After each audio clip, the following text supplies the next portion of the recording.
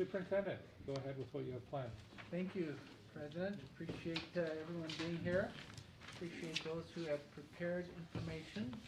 So we will start with a presentation by Rob and his team on capital plan financing. We have recently reviewed the 8 to 10-year capital plan that Kimberly Bird and her team put together. And this is the financing portion of that plan. So Rob will share that following his plan if we have some time. I know we're setting aside an hour and a half for Julie, no, half hour, sorry. Oh, I just got excited. Got thrown in there. A half hour for Julie for governance. So if we have some time between when Rob concludes and when Julie needs to start around 5 o'clock, we will start our discussion on kind of where we ended last Thursday in terms of next steps to consider some possibilities to address teacher fatigue. I shared with you a PDF file earlier this afternoon. We will review that and have some discussion on that. That discussion will likely continue into our board meeting later this evening. So, Rob, we'll go ahead and start with you. Okay, thank you, Superintendent. I am grateful for the opportunity to share the less fancy and graphic companion to Kimberly's and her team's 5 to 10 year operations. This is for Board Member Bateman. Yes, Thank you. Okay. Thank you, for helping me Steve. be And successful. one of the things I'd like to start off with is all things are better when you have a good team. And so most of our business team is here with us today. From my assistant Dana to Randy and Steve, our budget and accounting arm, as well as Matt Dugdale from Stiefel, and Robert Boyer, and I think that's who's here with us today. Others send their regrets, but whether that's Preston Kirk or Brandon Johnson, all contributed to this. Between Christmas and New Year's is when we started this. Which was a lot of fun. So I'm going to walk through, I've got a couple of graphs and charts that I will display. All of this will be available for the board electronically and will basically show that we can finance our capital needs over the next 5 to 10 years by utilizing 4 different tools. And we'll talk about each one of those tools and what the potential impact is to taxpayers. And the board can then wrestle with what is the right mix, when is the right time to use one or multiple tool that we have available. And we'll get that policy guidance from you, and then we'll act upon it and be successful in meeting the needs of our kids, because that's why we're here. We're here for kids. And I know that's what the board members signed up for, and that's what we as staff have signed up for. So with that, the first thing I just want to show you is a really nice, beautiful thing that Kimberly shared with you. We took as a team this document and said, okay, with all of the things that are here, how can we organize and finance to meet as many of these needs as possible with keeping the impact to our taxpayers, the tax rate flat or slightly decreasing. Okay? So as a starting point, just to remind you back to the capital needs assessment that was presented to you prior, that is where we started. When we look at financing capital projects, the most efficient tool, or the number one tool that we use, is general obligation bonds.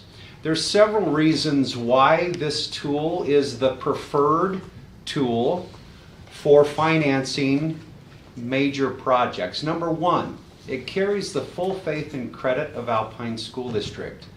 That is something throughout this nation that means something. When people are wanting to purchase a bond, Alpine School District's name and its rating, it means something. Board members, you'll remember we refinanced some bonds just a few short weeks ago. at less than 1%. One of the transactions was 0.75, the other 0.87. And so, again, when we issue debt or we go to the market and say, here is our offering, what are you willing to provide to us? We get some of the very best financing rates.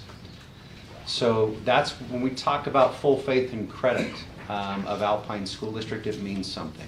The second is it involves the public. It's their money, it's their schools. We are serving our families and educating their children as partners. And so inviting them to weigh in is always a good thing. Third reason is it is the lowest cost of financing. The very best rates we get are through general obligation bonds. And again, one of the reasons for that is it's the full faith and credit when we go to repay those bonds. So some of you have maybe had a question, well, how much could we bond for without raising our tax rate?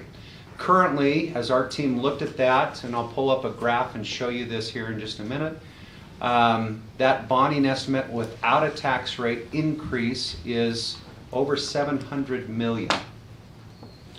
What have we seen in Alpine? Rapid growth, solid investment from Fortune 50 companies as well as homes, etc. And values are increasing.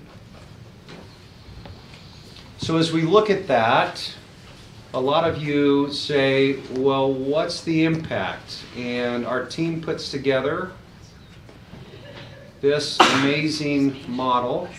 I'm going to start at the bottom because this is the graph that many people like to say, where is the line and what are we doing? The gray is the existing debt. The blue line is a trend line that shows as long as we stay from 2023 moving forward below, as we layer in new debt, as long as we stay below that trend line, there will not be a tax rate increase. So that's something when we go out to focus groups or we go out to the public, that is an important piece of information for them. And you can see that each one of the 4 issues in the first bond, and I'll talk about the second potential bond, but each one of those colors represent one series of that first bond. You have a red series, a green, a pink, and a blue. All of those stay below that trend line, okay? Which means that there will not be a tax rate increase with this proposed bond. What that also provides us is a hole or an opportunity to layer the second piece of financing our needs over the next 10 years and continue to stay under that line. Some of you may look at the slope of that line and say, well, why does it temper off and go flat? We have built into our model a recessionary type assumption that we're not going to continue to grow at 10% or more year over year.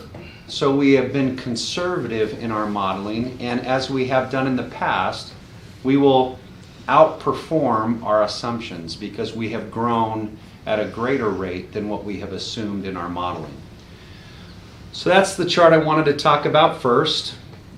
For those of you that love numbers, and I know there are several of our board members who do, each one of these series have a lot of numbers. This is our existing debt service here in this second column with the outstanding bond debt service. And then you can see the color that matches issuing the stacking, if you will. The red down here is the first column of numbers. The green is the second, the pink and blue, etc. That is the new debt service that would be layered on should voters approve and should the board decide to move forward with this type of plan. And then the subtotal is the old plus the new. And you see that right here. Okay? I'm going to jump over here to the far right column. And in this is some of the key assumptions that we make. You can see the tax rates for where we are now. We've drawn a line and said, okay, here's the existing tax rate. We want it to be 0 or less than. And so if you look very carefully, you'll see that the tax rate is the same or less with layering in this proposed or potential bond of $475 million. We can model greater than that. We can model less than that. But this, as the team has looked at for the needs that were identified by our capital team and operations team, that first chunk of projects, we're estimating the impact to be about $475 million. Okay? Other assumptions, one of the things I want to talk about here in the bottom yellow box, this is our assessed value, and this is the biggest factor in our assumed increase in value year over year. That's grown significantly. Again, we've been double digits for about 6 years. We've made the assumption in the model that it's 10%, then 8%, then 6%, then 4%, then 2%, then 0. And that's again why that line, the slope starts to decrease and then flatten. We're not assuming that we're going to continue to grow 10 years from now, 15 years from now. This is a more conservative look at the potential impact to taxpayers. A couple other assumptions. We've assumed a 3% borrowing rate. Again, we've just recently issued at less than 1%. I do think rates will start to increase. We've seen some of that. The market's been really volatile with a 1,000-point swing both up and then down and then back up if you're looking at stock markets. But we think that that borrowing rate is conservative, but yet reasonable. Second assumption here is we issue bonds for about 15 years. We put here not to exceed 17 years. There are some government entities that have a longer debt profile. Ours is more conservative and more aggressive, closer to a 15-year payoff, similar to a mortgage on a home. Some are 30-year mortgages, some are 15-year. If you have a 15-year mortgage, you're going to pay less interest. And in a growing district like ours with additional needs, a more aggressive payoff with less interest saves taxpayer dollars. Okay?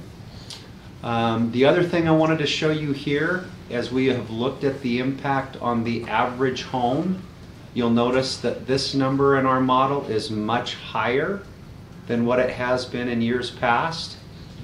We have modeled $325,000.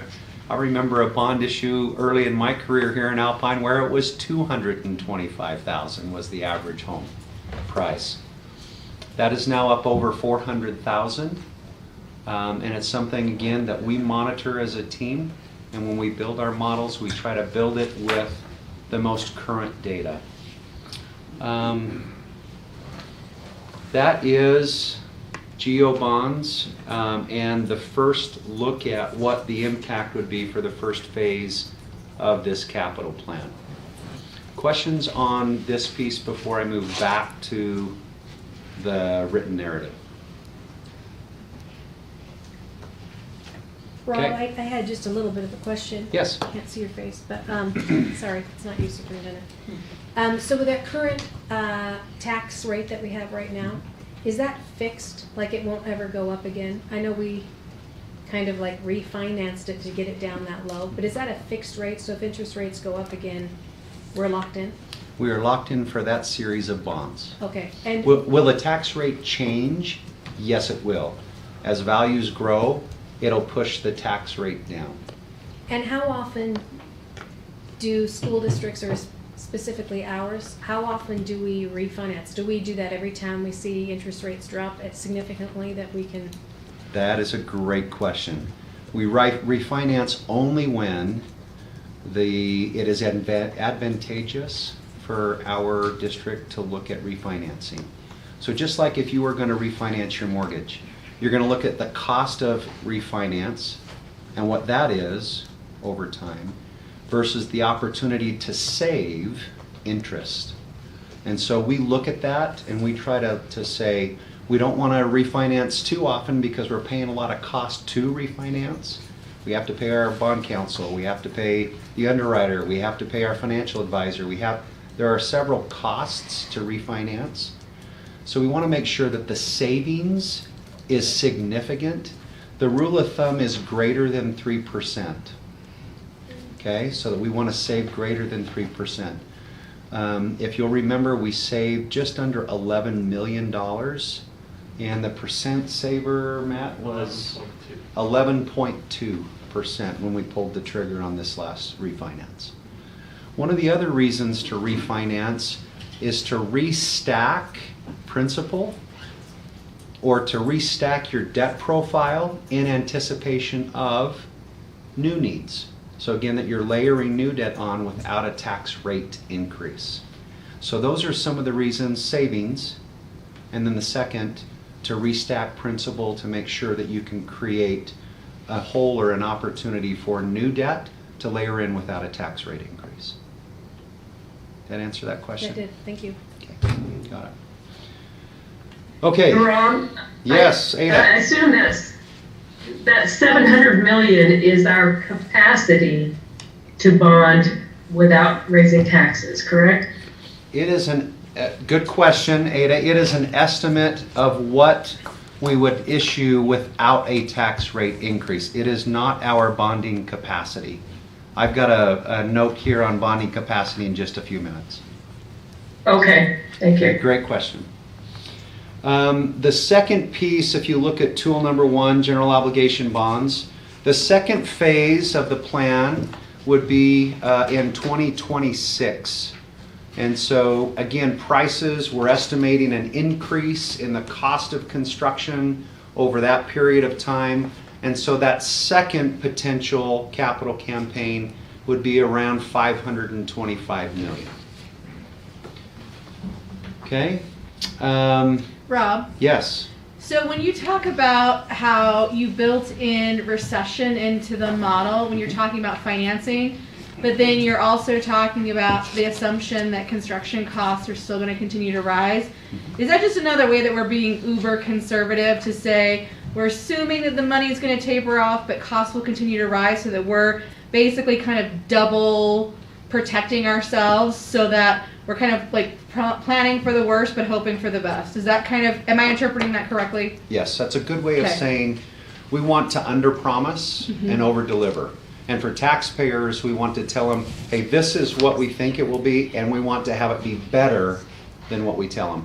And if you'll remember, our financial advisor, Matt Preston, they put together a report every time we issue a bond and we say, this is what we said the tax rate would be, and here's actually what it is. It has always been better than what we have told the taxpayer. That builds trust in your public. We want to, again, be conservative on our revenues, and we want to be aggressive on our expenditures to make sure that we can bring things in and get things done.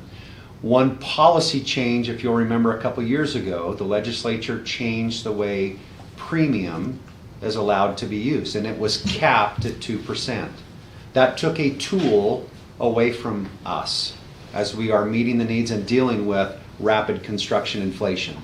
So by being conservative on our revenue estimates, building in, again, you can see right here in the model, 10%, 8%, 6%, 4%, 2%, and then 0. We are assuming a declining increase in our assessed value, and we've taken that to 0. So that's conservative looking at the revenue piece.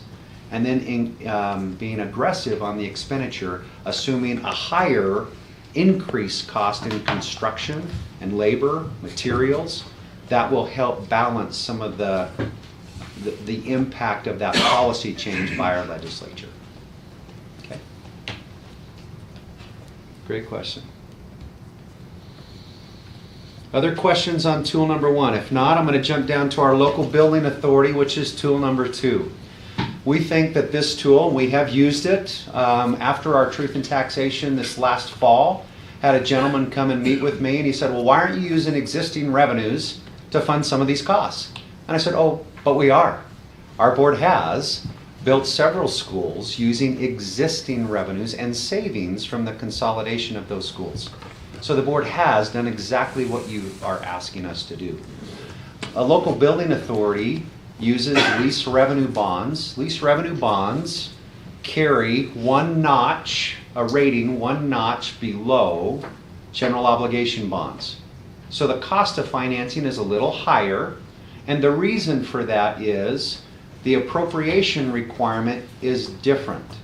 It's subject to an annual appropriation by the board rather than the full faith and credit to repay that debt. That's why rating agencies look at that financing tool as more risky, if you will, and they give a rating that's one notch below our underlying rating. Still, a AA1 rating is phenomenal and better than many, many governments throughout the country. But there are very few that are AAA rated in our peer group, and we've shared that with this board. There are 15 school districts out of nearly 14,000 school districts in the nation that are financially rated in Alpine's peer group. There are a couple in Utah, and there are a couple throughout the country, a couple in Texas, but there are 15 districts that are economically rated as strong as Alpine. So lease revenue bonds, we've issued $50 million, and again, those are some of the projects we've done. Our bonding capacity, Ada, this is back to your question at what we could potentially. Our bonding capacity is over $1.6 billion. Okay? So it's significantly greater than what you would see in any plan of finance that we have laid out for the board to consider. It would be irresponsible, in my opinion, and I think our team's opinion, to try to max out that bonding capacity. Okay? That would be like maxing out in your home budget, every possible loan you could take out. That's what that would in essence be like. So it would not be responsible for us to get right up to that bonding, that legal debt capacity. We want to stay considerably less than that, but still meet the needs of our students and community.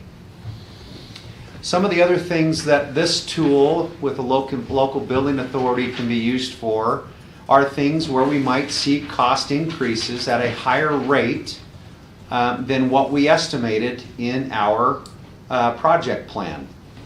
Again, because of a policy shift in the legislature, this is a tool that we have used to help complete projects that we have committed to the public to complete, and it buffers that need if inflation is greater than assumption.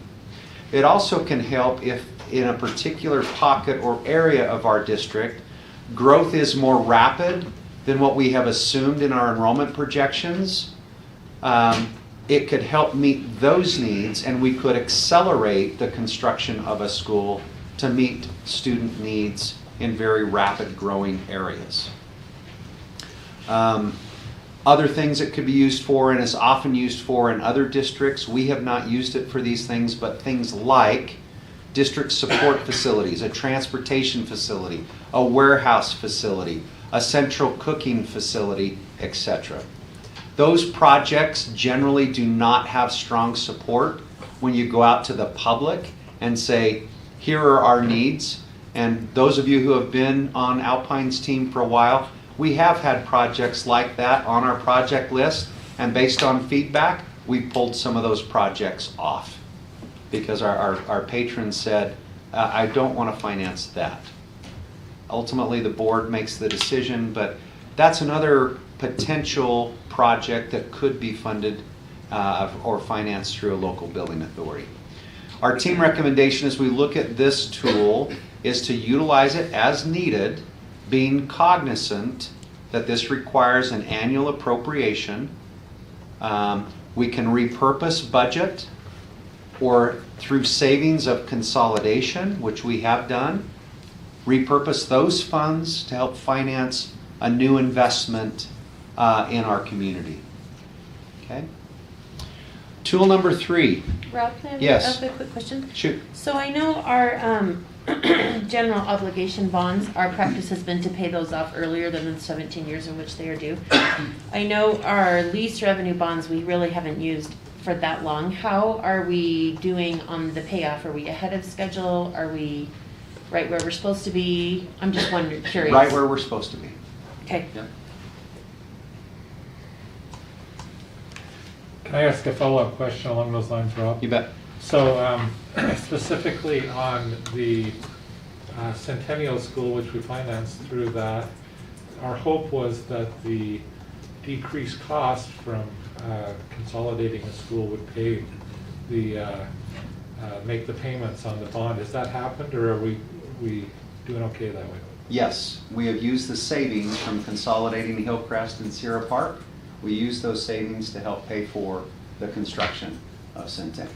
So in future, if we decided to do a consolidation with the school, we think that is a good financing model, that the savings from consolidation do pay for the school, at least with prior inflationary costs for construction. Yes, that has been our plan in the past, and that is an option for the board to consider in the future. Did I miss anything, team, on that? We're good? All right, third is our capital tax levy increments. The board this past year went through truth and taxation, and we raised 3 increments. This is a way that the board can generate dollars to deal with capital projects, whether that's construction or whether that's maintenance. We have a significant deferred maintenance because of the recession and the rapid inflation that was pre-recession back in 08, 09, before we had the recession in 9, 10, and 11. We deferred a lot of projects. We cut there first to avoid impacting classrooms and students and teachers and staff. And that's the right thing to do when there's an economic downturn. Our legislature did something similar. Where did they cut first? They cut funding in the capital outlay and foundation program. If you'll remember, you can go back into our financials, we went from 16 million in revenue in 1 year to 1 million. And proportionally, Alpine took a significant cut. One of the fastest growing districts, we took a significant proportional cut. But that's probably where it should have been taken, because we're deferring, in essence, those capital investments. Capital levy increments, the max levy that can be levied by the board is 0.003. Alpine has one of the lowest capital tax rates in the state, despite our rapid growth. And why? Because we have traditionally used general obligation bonds and a vote of the people rather than the capital levy. Other districts have used their capital levy to do some of those things and maybe have not used as many bonds. When you have rapid growth like we've seen, a bond is the better way to go. Okay? I put a couple of things in here for you, and then in the Q&A I've got some comparisons with other districts. One of our board members asked just recently, if we raised one tax increment, what would that generate? The current estimate is $4.2 million ongoing. Okay, so for each tax increment, which is 0.0001, that would yield 4.2 million. And again, with a growing community, that will yield additional dollars over time. And should the board go through truth and taxation to hold that tax rate flat or increase it, that will yield additional dollars that could be utilized to fund capital needs. Okay? So can I just ask a question quickly? You bet.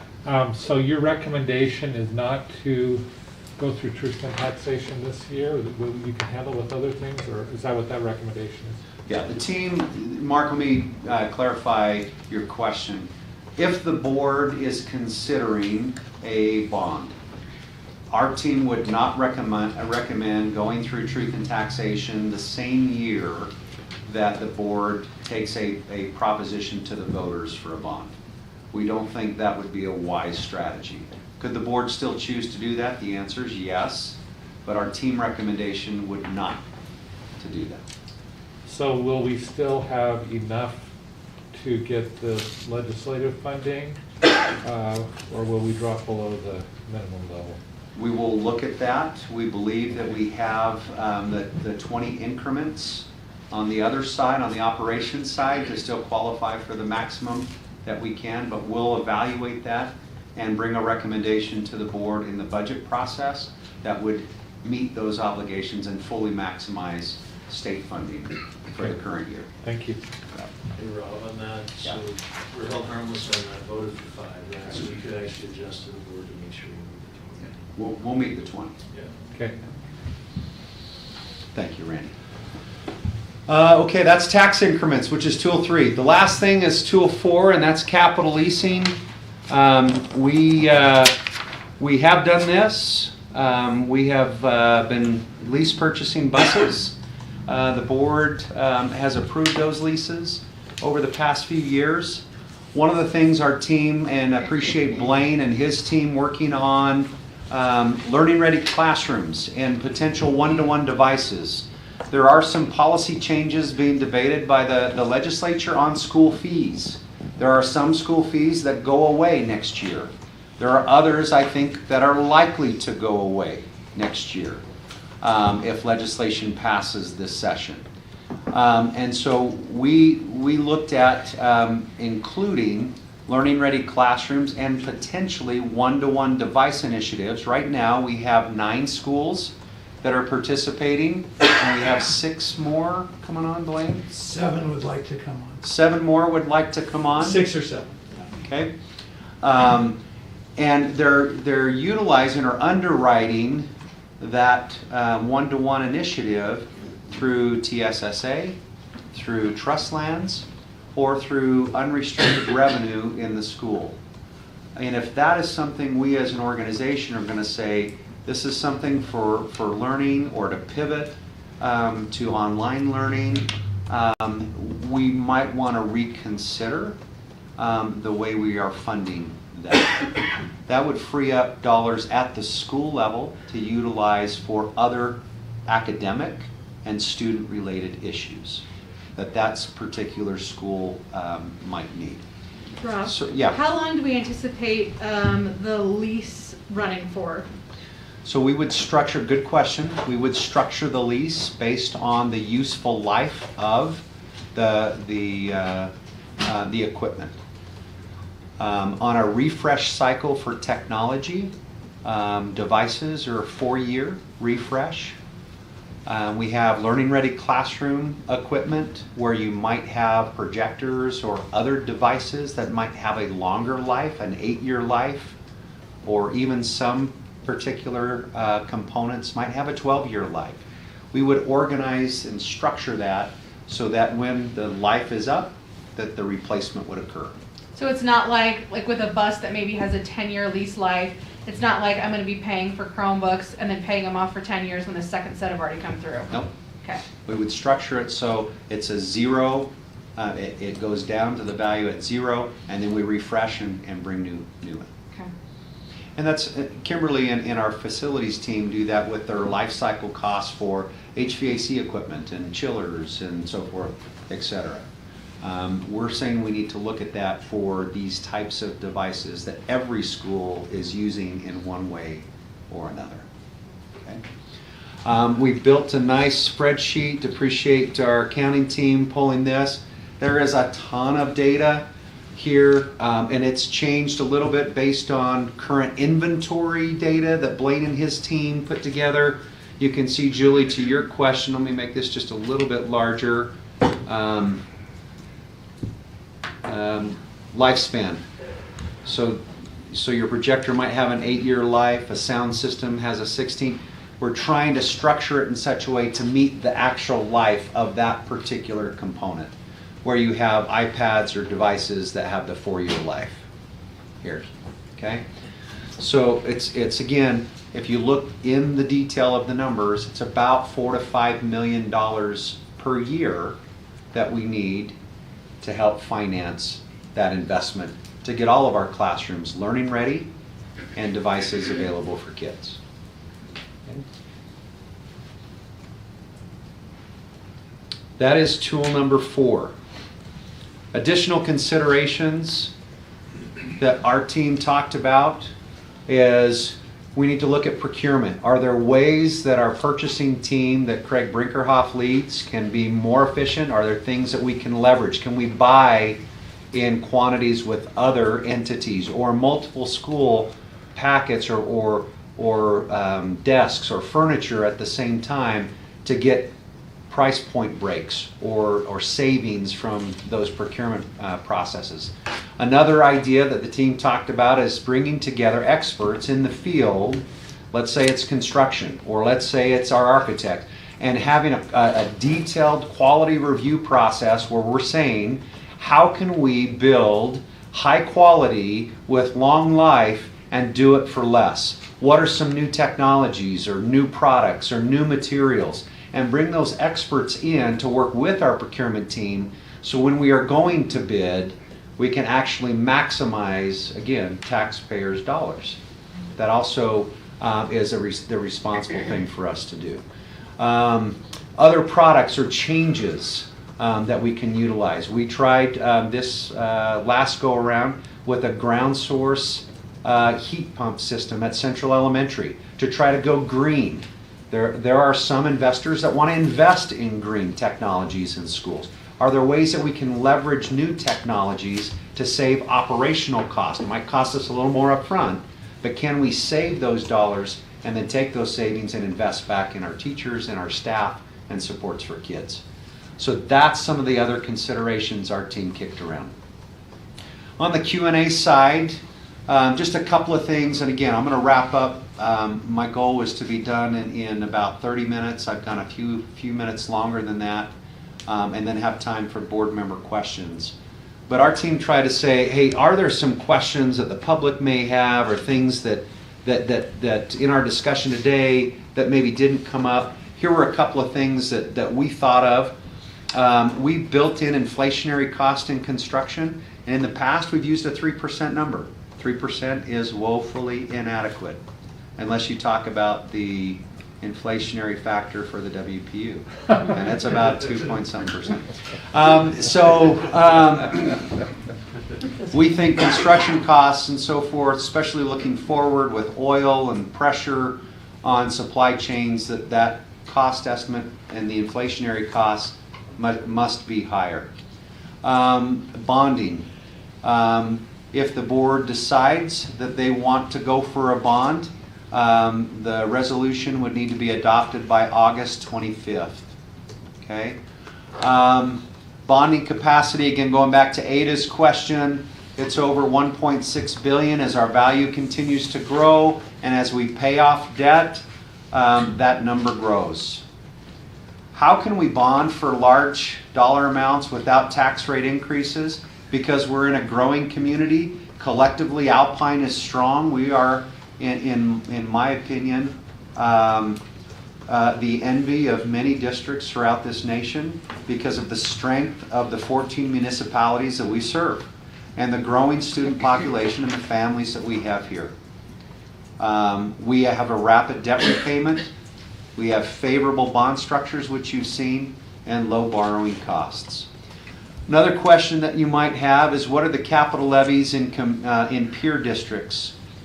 You can see Nebo is almost double their capital levy from what ours is, and they still have a very high GO bond. They have a lot of growth in the South County area.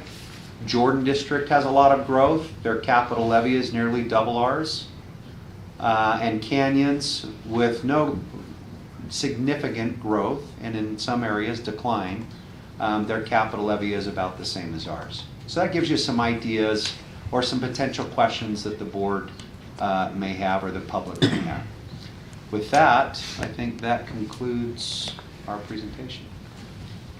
Did I miss anything that we need to cover? Randy, Matt, Steve? The only point I was thinking about is with the leasing with buses, we've done 5 years in the past, but that might be something we could look at because they've been around the last 10 years. Thank you, Steve. We could stretch that out to match the useful life of the buses. Our current average life on our bus, I think, is 12 years. If I remember the last fleet report, Kimberly, that came from your team, I want to say the average life of our bus is about 12 years. So when you're suggesting 10, Steve, you're thinking like that would basically still kind of fit within that maintenance model where it's still useful before we start really taking on like heavy maintenance issues. Yeah. Okay. Robert, anything? Rob, Yes.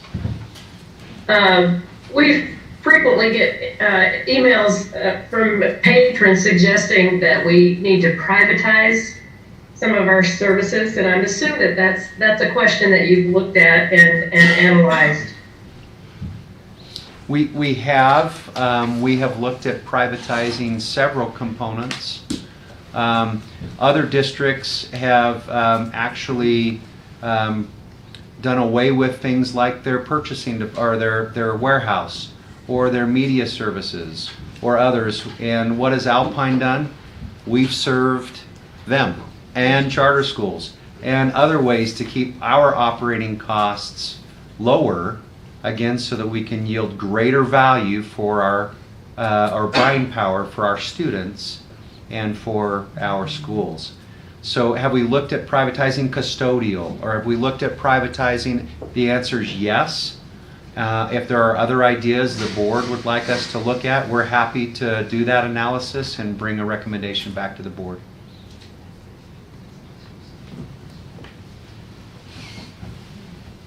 Superintendent, that concludes our... Any other questions? Thank you, that was very thorough and a great report. Okay, we will take about 12 minutes or so and get a conversation started that we will continue on in our board meeting.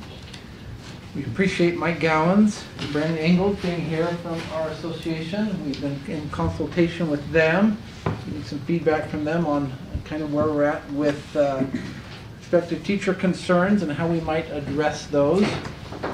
We talked last Thursday about the possibility of pivoting to some distance or some what we call remote learning days. So let's gather some more information and come back today to discuss it further. Just want to give you a couple of updates on some data that we looked at last week. Our COVID case counts, positive case counts, are down by about 300, I think, David? Yep.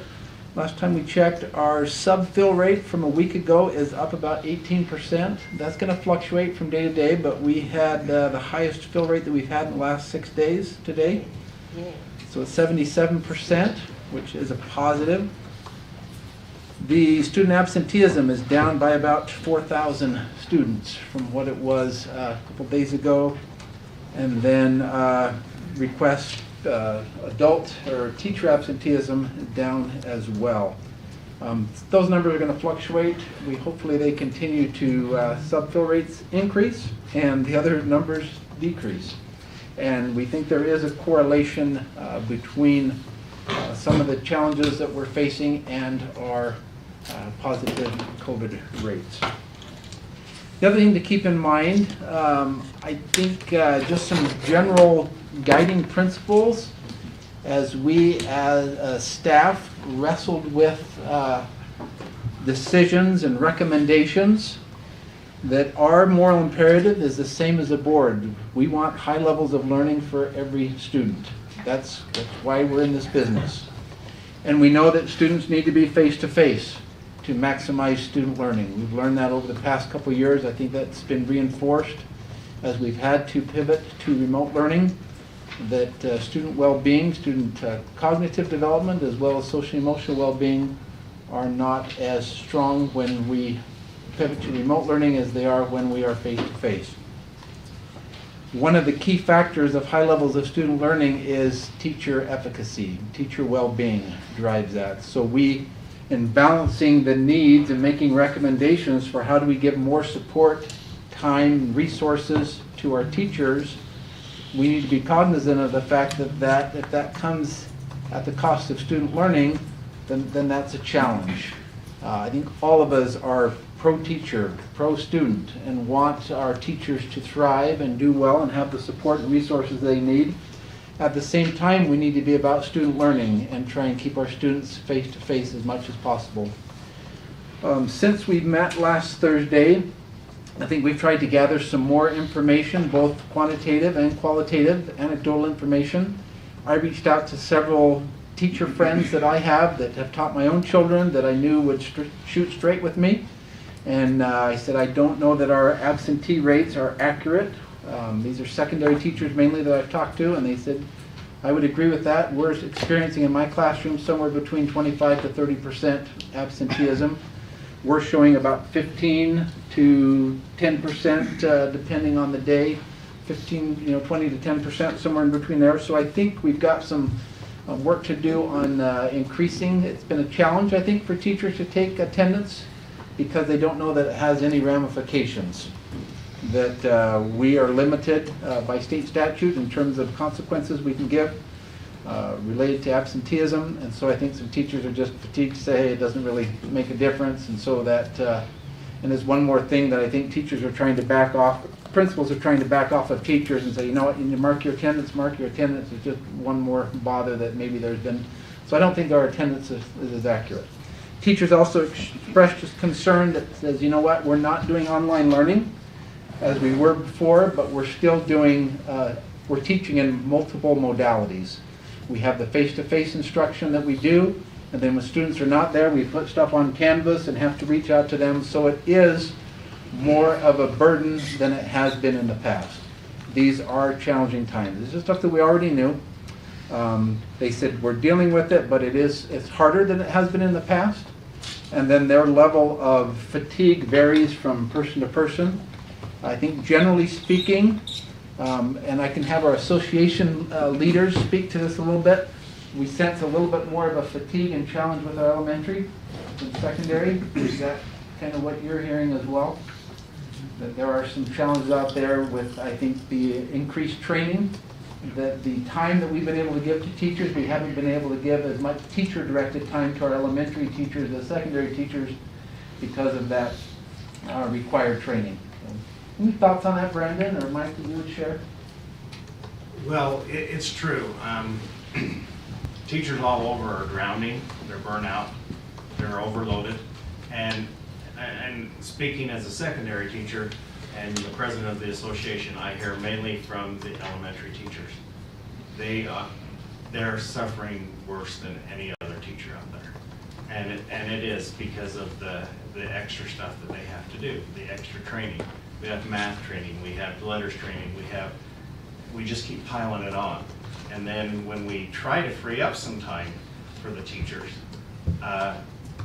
we try to not only free up that time, but also make up some time for the training where we haven't been able to have the subs to cover our teachers for the training. Like our teacher work days, we're trying to do face-to-face instruction on letters on our teacher work days, and so they don't feel that they're getting the time as well. And so, anytime you free up for the teachers, the thing that needs to happen is the teachers need to understand that this is their time. The administrators need to understand that this is the teacher's time. That they need to be valued and trusted to self-direct their own time that is freed up for them. Brandon, anything you'd add to that? I exactly what Mike said with the time and that, and over the last couple of days, I've really been thinking and hearing a lot of just guilt about how there is so much stuff asked of us that we're not meeting their needs, and then we have guilt over that. I mean, there's not one teacher that wants to be an okay teacher. And putting that time, and like today I had 6 kids sometime. And we've been trying to take a math test for 3 days. And I mean, I want to be done with that test. They want to be done with it, but we keep having to go over it. And that's just not, in other years, we have it done in an hour and move on. But it's just, and I'm hearing that so much of, I'm not doing what I've done in years past. I'm not meeting up, and there is guilt. And there's a lot of stuff that comes along with that guilt, so. Freeing up time, I think that, I mean, that's, we hear that over and over, just needing that time. Thank you. Appreciate both of you sharing that. Before we get into the material that we sent to you, and with the limited time we have, we probably will just share some constraints that we have so that we're all aware of what we can and cannot do and some of the concerns.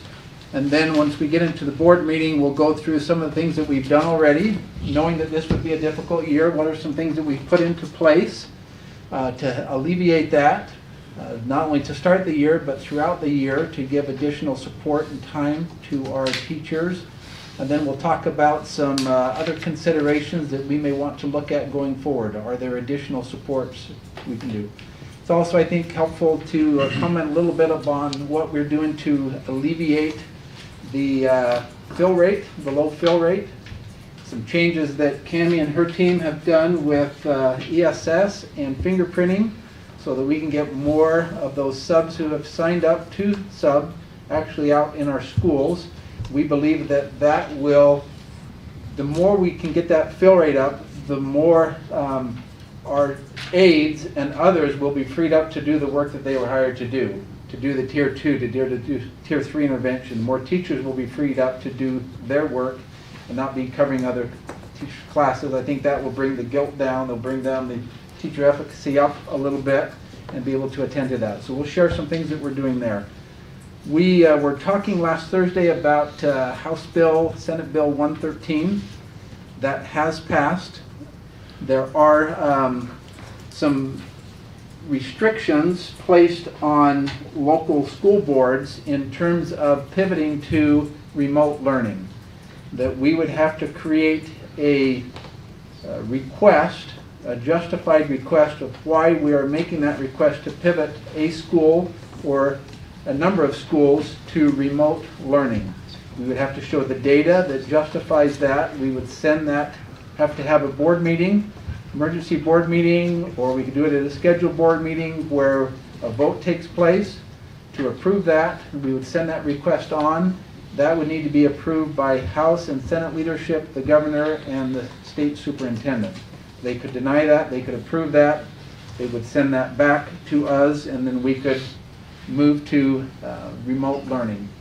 I don't know that remote learning is the break necessary that our teachers need. There are statute requirements of what that needs to consist of in terms of synchronous, maintaining the same schedule for that student that they would have if they were face-to-face. That is what is recommended. If that's not possible, to still have contact with that student and not just work that they've been given, but have direct teacher contact through technology with that teacher, with that student. So each teacher would need to make contact or have connection with that student to satisfy the requirements of remote learning. So if we did give remote learning days, then the teacher would have to contact every student every day. So it may not lead to like a relief for teachers depending upon how much time that language has changed in the statute as they pass that, and we would need to, how that gets interpreted, what that looks like. My sense in talking with state superintendent and reading that language is there is a greater level of scrutiny expected when we pivot to remote learning in this new statute. David, Rob, you've looked at that statute. Any other clarifications on that you would provide?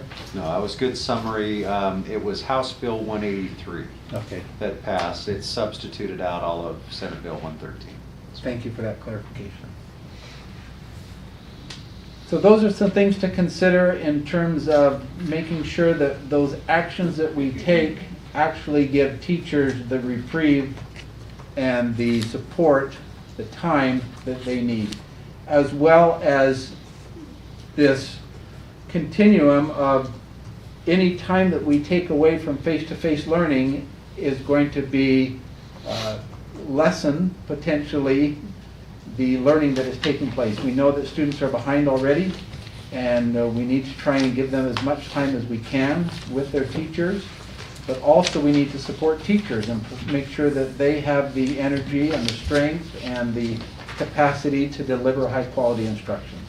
So that's, I think, something that we're going to have to deal with as we go into our session today to discuss. We'll share with you what has been done already, what are some considerations that we have, and then we'll have a discussion about what options we might consider in helping our teachers get some support, some additional time, resources, and backing off of some directives and other things to allow them to be able to do the great work that they do. Superintendent, could I just say something? Please. Remote learning, as great as it sounds, it's not that fun. We're tripling the workload of our teachers every time we transition to remote learning. It's great to have it in a pinch on a snow day or something like that, but just to transition here and there, it just triples the load for the teachers. That's where your secondary teachers are suffering with all the absentees and everything, because they're having to prep two different things. Shane, can I just share something from one of my principals? Please.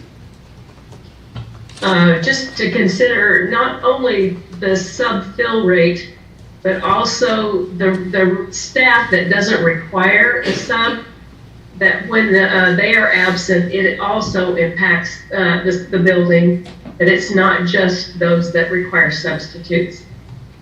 Yes, thank you. I don't think we have a clear metric on that because that varies from school to school, but it certainly has an impact.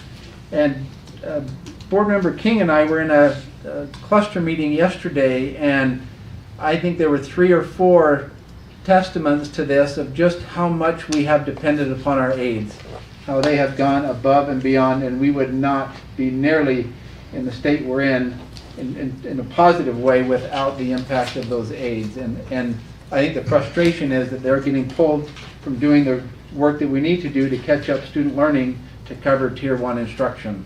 And so we're not being able to do the interventions and support, social, emotional, mental health support, as well as learning support that we need to do for our students. So, okay, we'll leave it at that. And it's a good thing I put up that nice picture for us all to look at. We didn't advance many slides. I'll just go through a couple of them so we felt like we made some progress. We'll go back to that later. So.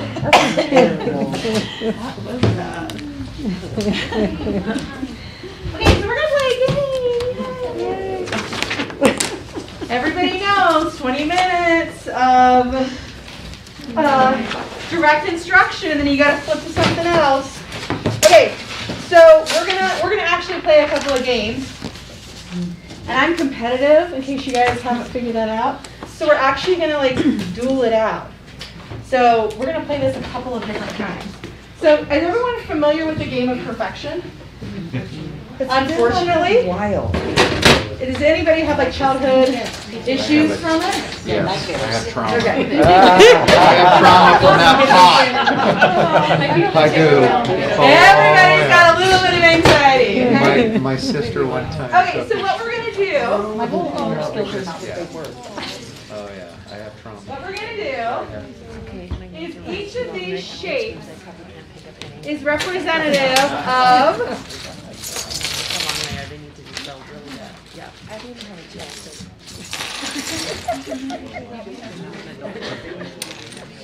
I just leaped into it.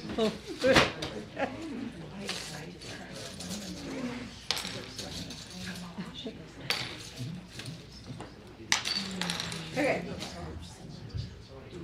So each of the shapes is going to represent a different dynamic that a teacher faces every day. I'm just going to read you off some of the scenarios, and I want you guys to think about each of the shapes, each of the pieces, as we talk about what a teacher has to do, okay? I know, everybody just calm down, the game will be played, it'll be good. Okay, 5 students who were absent on Monday need to be taught the math lesson on how to find the area of a shape. I did not even cheat with Brandon on this one. 1 student has been absent 40 days since school started. A sub from next door sends a student to your classroom with behavior issues. No one picked up the specialty job, so no specialty for the students and no prep for you. A student develops a fever and needs to be sent home. The school nurse is not there that day. 2 out of the 3 secretaries are gone, so the student stays in your room. You call the parents twice with no response. Fire drill. A third of your class needs interventions, but the aides who are doing RTI are subbing. Acadian's testing is today. The 8 students absent today will need to be scheduled to make up the test. A student comes in from recess with a bloody lip. A student calls their parents on their watch while you are trying to do phonics instruction. Can't stand those things. You receive an email with a reminder about giving district assessments. You receive an email about how Acadian scores need to be put in Google slide decks. Your CTL is ill and you are now in charge of your team meeting this afternoon. A parent who has a child home sick asks for work to be made available online. A notice is sent that the milk delivery did not happen and there will not be any milk available for lunch. A parent emails you who is upset about an issue between their child and another student. The secretary says a new student has registered for your class and will be attending tomorrow. You have 4 students on an IEP. You have 2 students who did not speak English. A runner in your classroom takes off and leaves the school.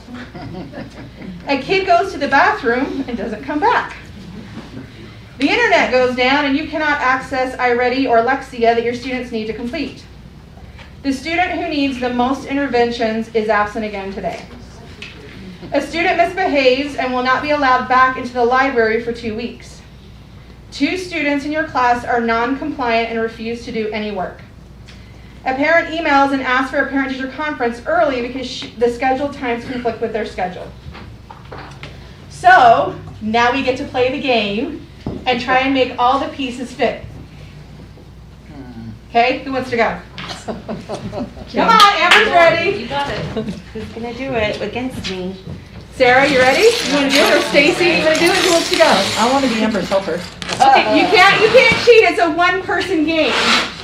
It's a 1-person game. We're a team, Julie. We're being innovative. You can cheer Amber on. All right, I'll do it. You can be the teacher next door who's cheering her on. Wait, I have 2 pieces that are the same. Mm-hmm. Welcome to the game. You guys, welcome to the classroom. So Amber spoiled part of it, which is you had more pieces than actually fit How could you into. tell? Were you counting already? No, but there's 2 that are the same. Okay, are you guys ready? Yes. Go.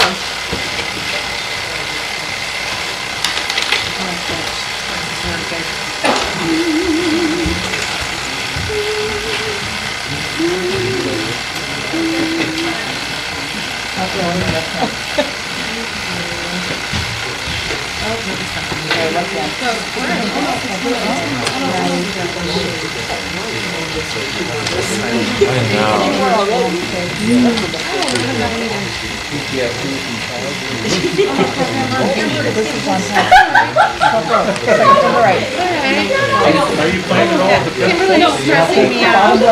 Kimberly is the principal because she's stressing me out. I'm just getting those emails. I missed that.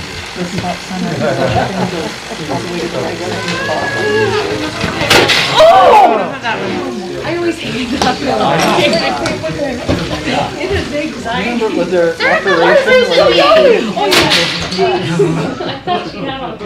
Okay, so pass the game down to the next board member. So,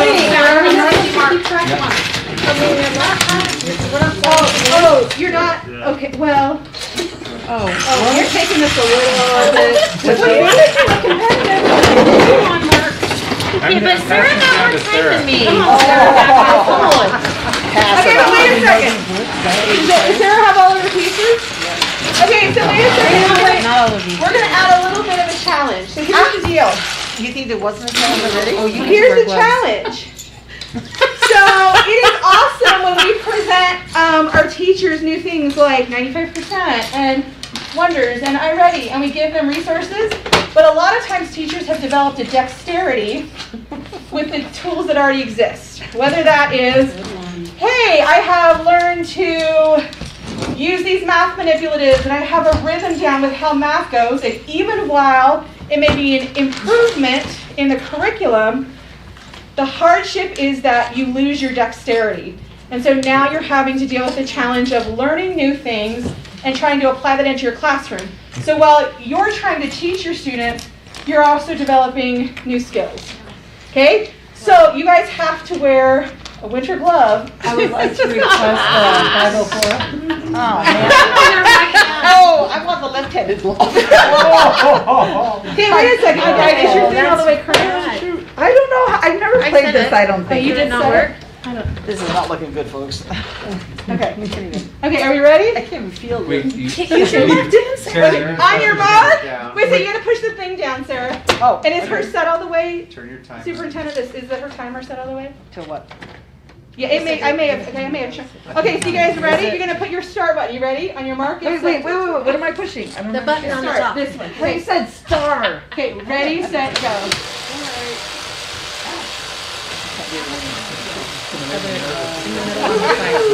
I don't know, I didn't count that. Good job, you got another one.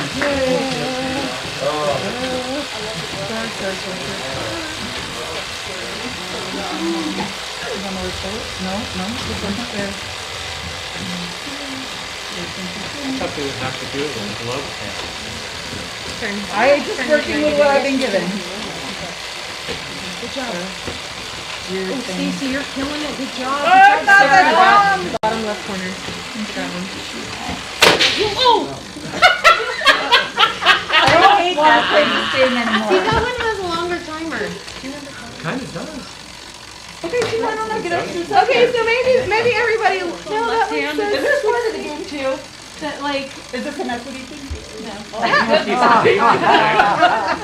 Good one. I'm just trying to figure out what I'm supposed to learn. I'm just trying to figure out why there's different colors of the. Oh my God. So this is the worst sound. Ada, we miss you. Ada, don't worry, I'll bring it back and we can play it when you come back. Mark, do you want to? That's okay. You sure you don't want to do it? I'm playing against that game. Okay, we'll hold it. We'll make It's like so much fun. We'll make sure we do it again. I think Kimberly is on. I'm not, no, we're ready for Okay. the next teaching. Try Mark's got the Farnsworth to play against. Okay, so now that we've all played with the manipulatives, we're coming back to the lesson, okay? Back to the lesson. Okay, so one of the things that we talk about a lot in USPA, when we're specifically talking about how we talk to our legislators about some of the things we're facing, is we talk about the power of a story. And I think sometimes when we think about that, what is Alpine's story? Because we have 14 municipalities, 93 schools, 9,000 employees, 84,000 students. That's a lot of stories. So there's a lot of stories that are happening in Alpine. And then who knows how many taxpayers, right? So there are a lot of different stories that are feeding into what makes up Alpine. So when we're talking about data versus anecdotal evidence, one of the things I think it's good to remember is that there needs to be a marriage in those things. I don't think you can have just anecdotal stories, nor can you have just data. I think that you have to look at the marriage between those two so you get the clearest picture possible.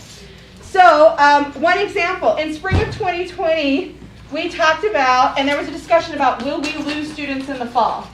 Will kids not come to school because of the things with COVID? Will we lose students? And a lot of the discussion we had was based on data. And the data said no. The data said that when you look at homeschooling affidavits and what's coming through, we're not going to have a significant shift. That's what the data said. But what we weren't listening to was the story. There was an increase in parents who were asking about homeschooling, and most new homeschool parents actually submit their affidavits in the fall. And so the bigger picture was we ended up losing about 1,500 students. So part of it is all of us, none of us are immune from bias. We're human beings. We all, can fall into that. So one of the things we have to be careful about is making sure we're looking at not one piece or the other, but we're finding the marriage between the two. And that we're making sure we're not kind of falling into things like confirmation bias or the hero effect or the halo effect. That we're making sure that we're being intentional about what we're looking at and that we're willing to kind of challenge maybe sometimes our own preconceived ideas. So the last thing that I wanted to do, I was really fast, is I came across this quote earlier today and it really spoke to me. It said, to inspire people, don't show them your superpowers, show them theirs. So I actually would like everyone to participate in this if everyone's game.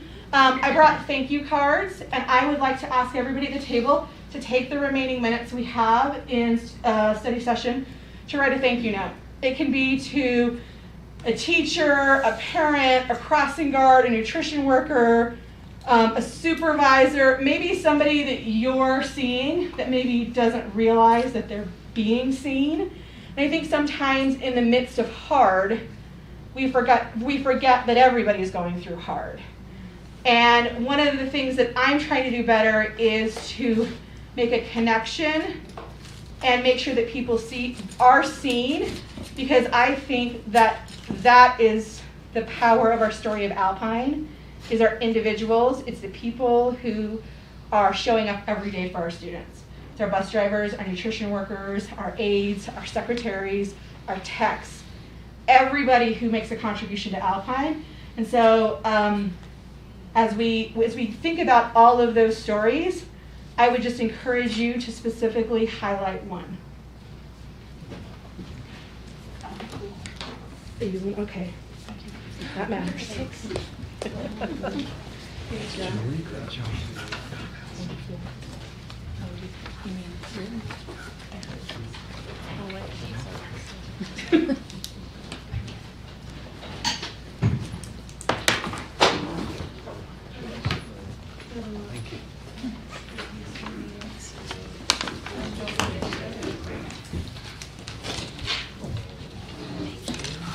You out of here?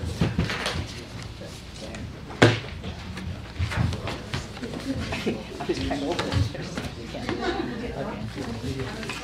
Thank you.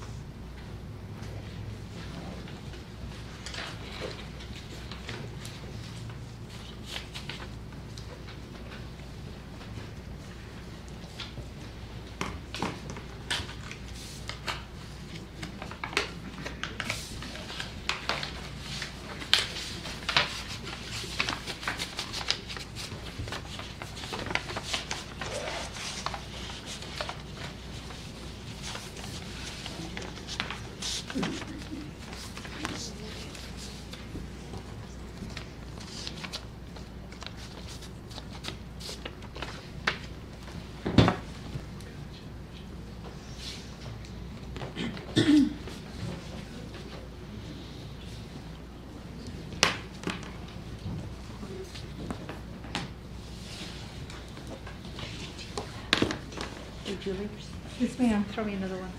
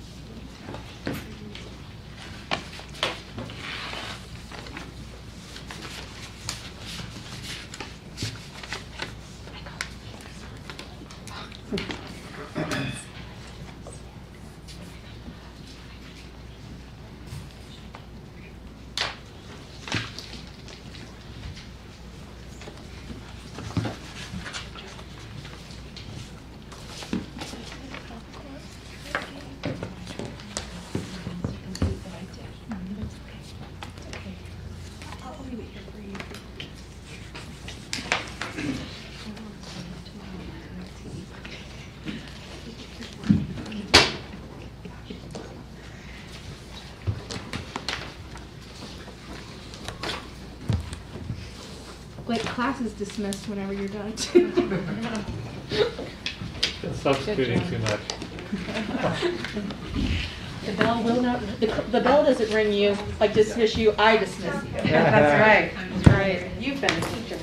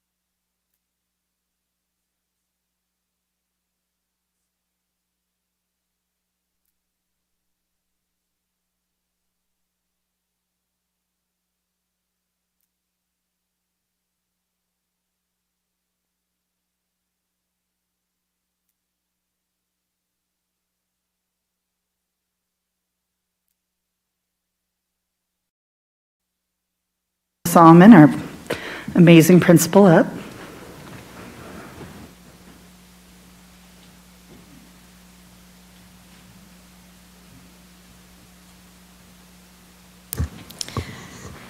As in all things, we have to move the microphone down, and Adam and I are together.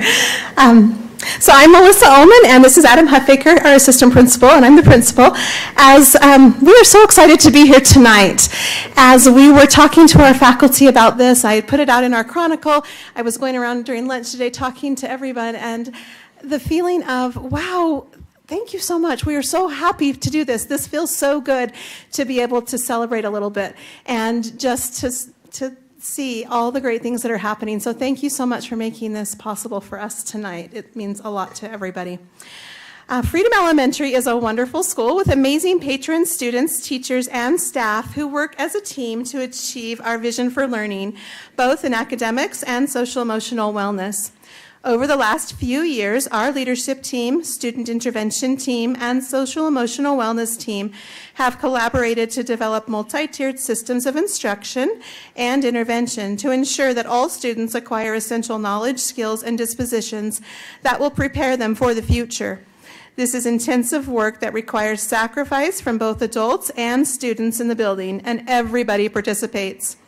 For example, with the help of our instructional coach, each teacher team has developed a ladder of progressive instruction and assessment for every language arts essential standard. They use the PLC result cycle when teaching each rung of these ladders, making sure that every student receives the appropriate amount of instruction and intervention to master the skill. Every member of the staff has been involved with this endeavor. Teacher teams have designed instruction or learned new methods of teaching. Our coaches and administration have provided support and resources for them. Paras and specialty teachers have been learning about the science of reading as they teach intervention groups. Our secretaries have helped arrange schedules and covered groups when people are absent. And our custodians provide insane amounts of cloths and cleaning spray and have even watched a class or two as we've juggled finding coverage for one area or another. At the same time, our social emotional wellness team demonstrates the same passion for helping students and teachers. They have developed a wellness room that provides a place to practice self-regulation that is used by both students and staff. They have also worked with the other teams in the building to determine the 4 areas of focus for our school, which are respect, compassion, resilience, and self-mastery. And they teach lessons each month to every class about these topics. This month, our students have been invited to set personal goals in the respect area.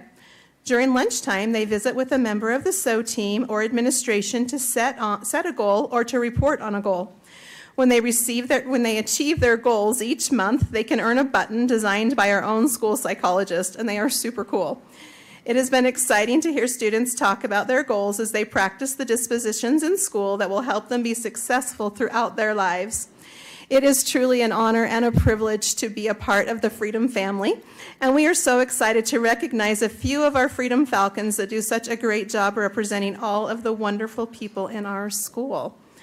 So we are now going to start with our students.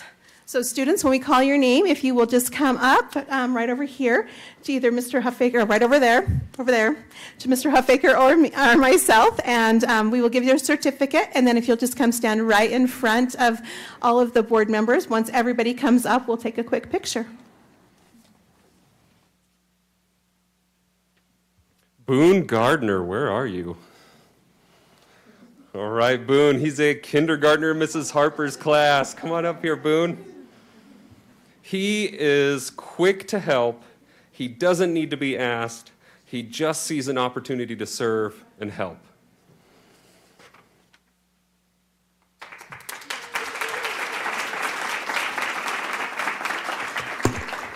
Okay, next we have in first grade, Brighton Robinson in Mrs. DeGroff's class. Brighton, would you come up?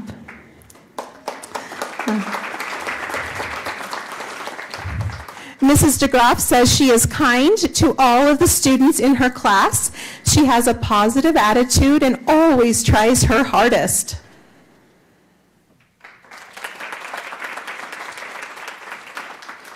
Next we have Tanner Means Shemwell.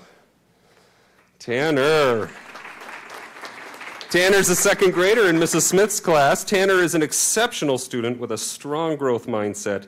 He works hard to achieve his goals.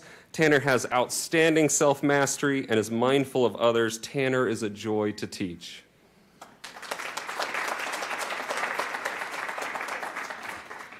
Okay, next in from third grade, we have Michaela Blake in Mrs. Cox's class. Is Michaela here? All right. Looks like she couldn't be here tonight, but her teacher has watched her take on hard things and not give up. Michaela has asked for help and works very hard to understand different concepts, and this work is paying off in class.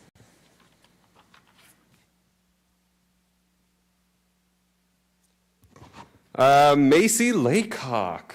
Where are you? Macy. Macy here is a fourth grade student in Mrs. Alston's class.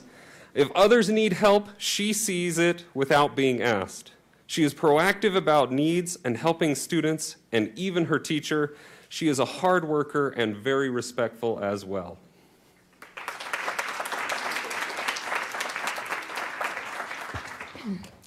In fifth grade, we have Lily Means Shemwell, the sister of Tanner.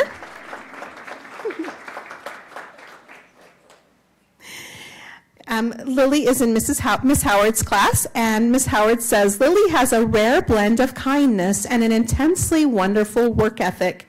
She is such a hard worker. She's already read all of the Battle of the Book books. She is also on the Hope Squad and is continually looking to help other students without looking for praise. It's just who she is.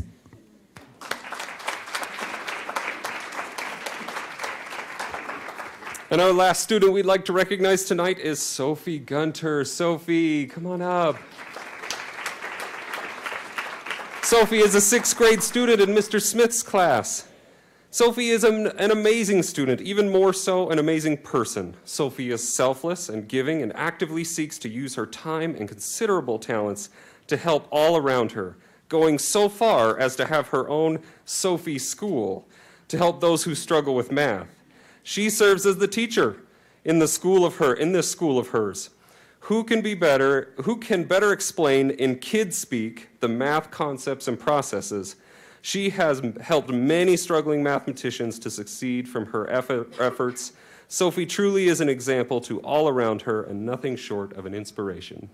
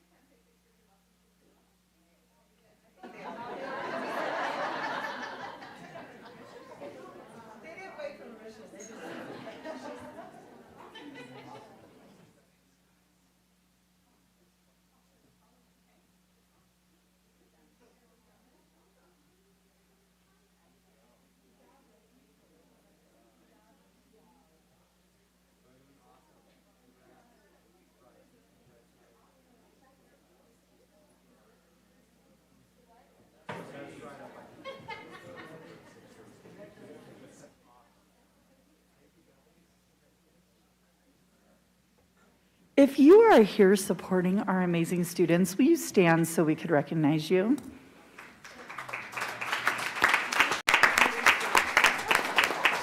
So that would be all the parents and the students, and the teachers.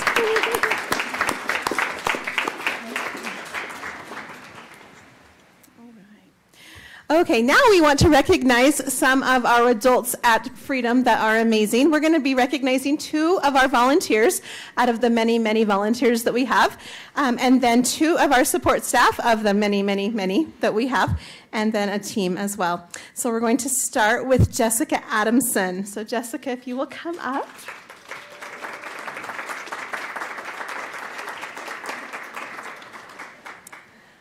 So Jessica makes every Wednesday our favorite day of the week because she brings fizz drinks to any staff member who orders one. Now, not only that, though, she, in addition to just bringing the drinks, she writes little notes of encouragement on every single drink and makes our teachers and staff feel so appreciated.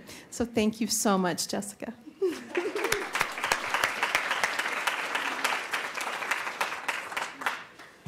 Renee Hendrickson. Renee is one of the most enthusiastic and positive people you will ever meet. She takes Battle of the Books to the next level with vigor and influences students and adults alike. So thanks, Renee.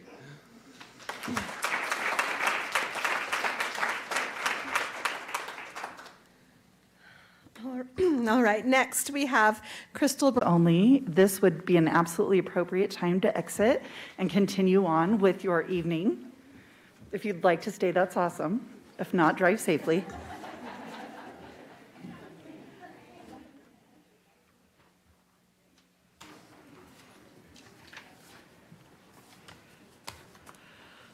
Okay, it's now time for public comment. Patrons who wish to address the board are asked to sign up prior to the meeting. This opportunity is reserved for patrons leaving within the ASD boundary. Individuals living outside of ASD can submit written comments to the board. You have 3 minutes, and you should begin by introducing yourself with your name. Also, the board does not respond to comments, and if you have but we have people that can follow up with you, and if you have a personnel concern, we're happy to have somebody meet with you. So I will just give you the order of who is speaking tonight. First is Erin Tulis, second Kelly Smith, then Darlene McDonald, Lindsay Gaiman, Amara Bray, and Alyssa Dean.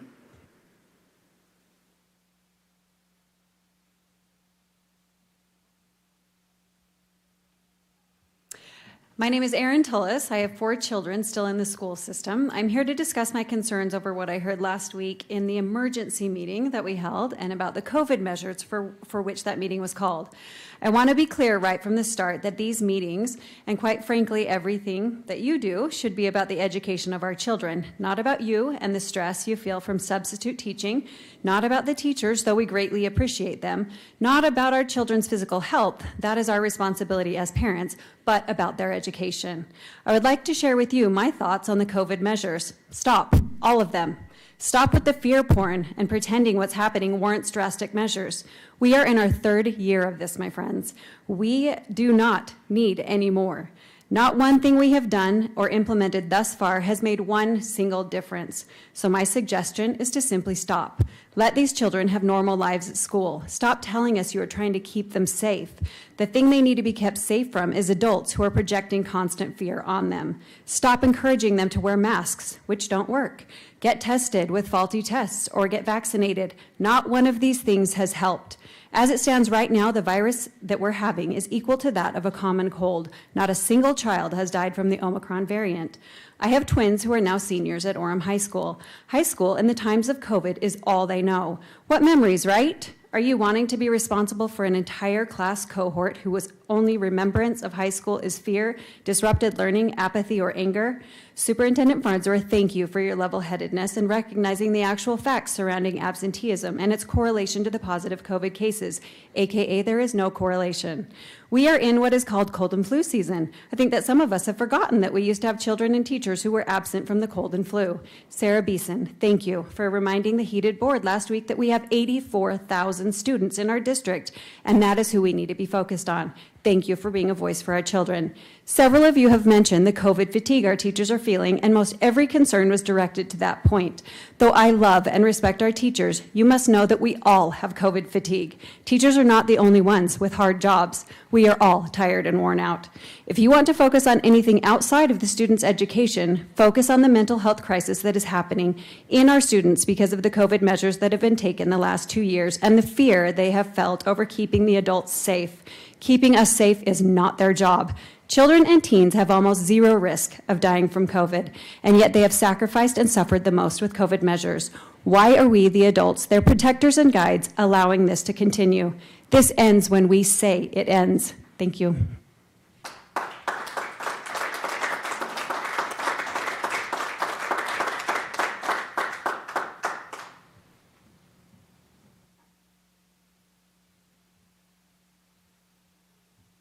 Good evening, Board. I appreciate the opportunity to address you. My name is Kelly Smith, and I've been a parent and grandparent in the district for over 25 years.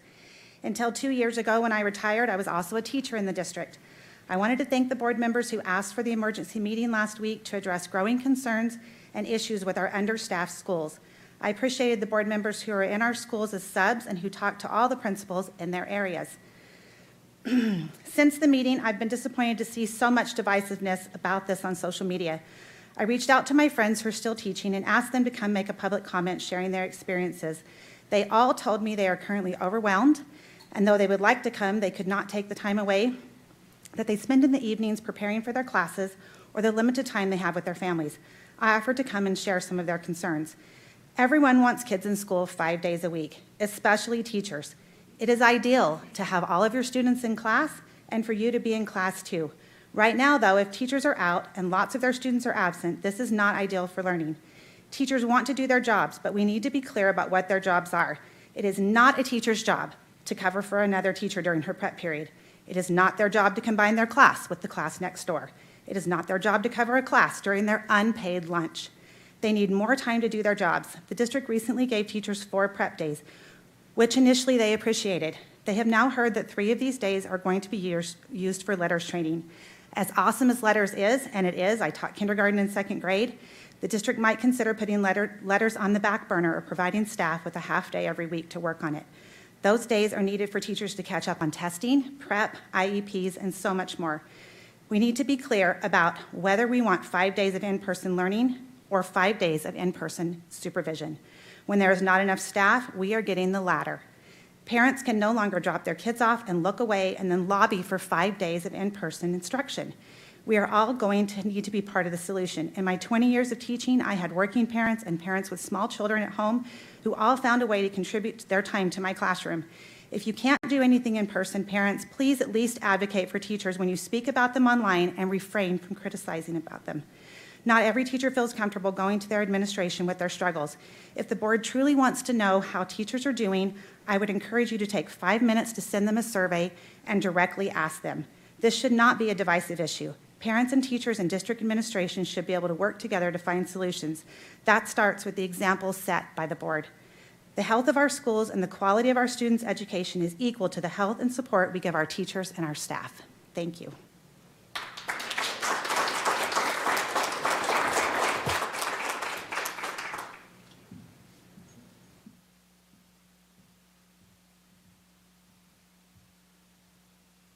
Hello, my name is Darlene McDonald, and I've traveled here today to speak to the members of the board and to members of the community. I want to share a story with you. On a hot summer day in August, a pastor by the name of Reverend Martin Luther King Jr. took to the podium and began to speak in front of the Lincoln Memorial. He and 100,000 other men, women, and children traveled to Washington, D.C. to pressure the Kennedy administration to pass civil rights legislation to end Jim Crow laws in the South. He was slated to speak that day for just 4 minutes. His 4-minute speech turned into 16 minutes. For everyone who's ever attended a Baptist service, this is not unusual.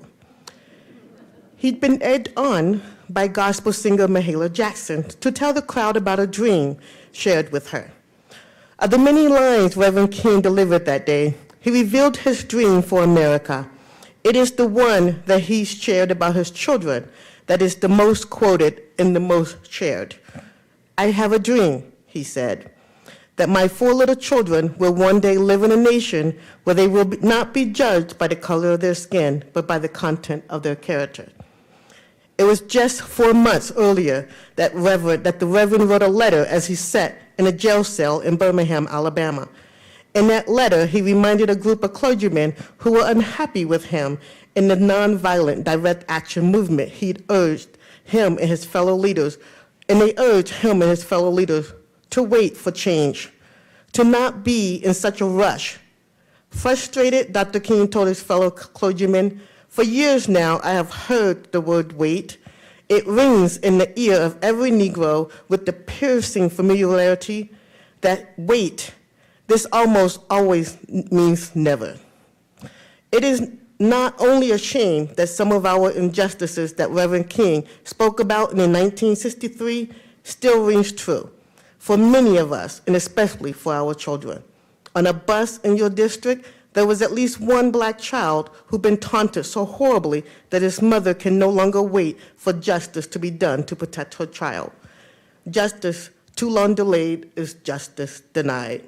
Not one more child. I want to tell the parents of that boy and all of the parents with children that suffer as this young boy has that you are not alone. We hear you, we see you, we stand in solidarity with you. Please, members of the board and school administrators, please make sure these families know that they are not alone. Thank you.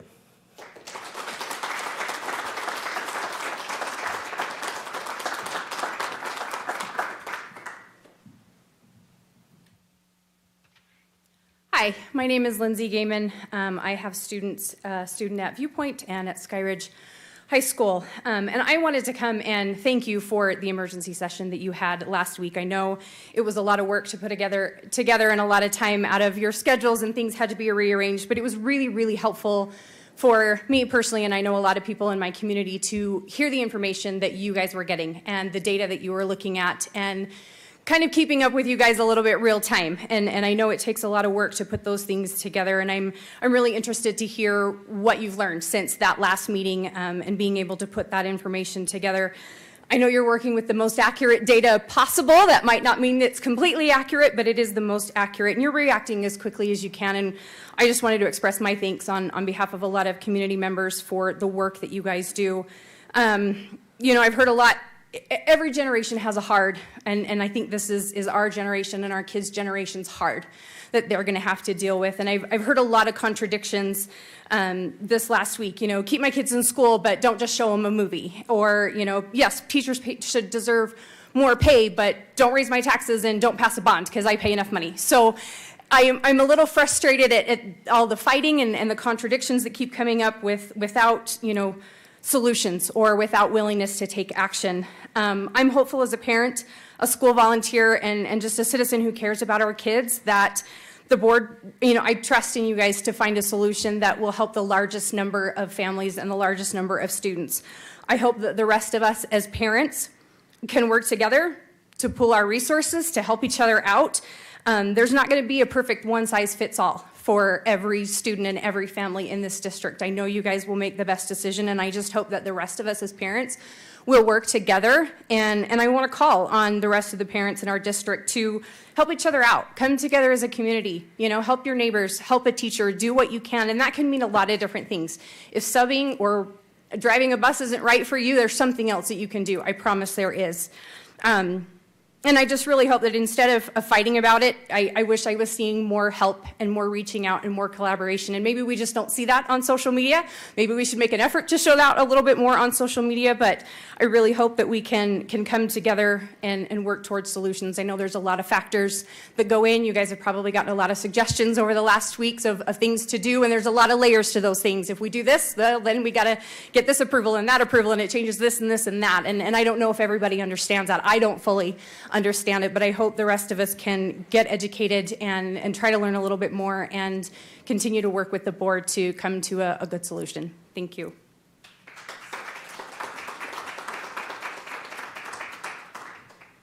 Next up is Amara Bray.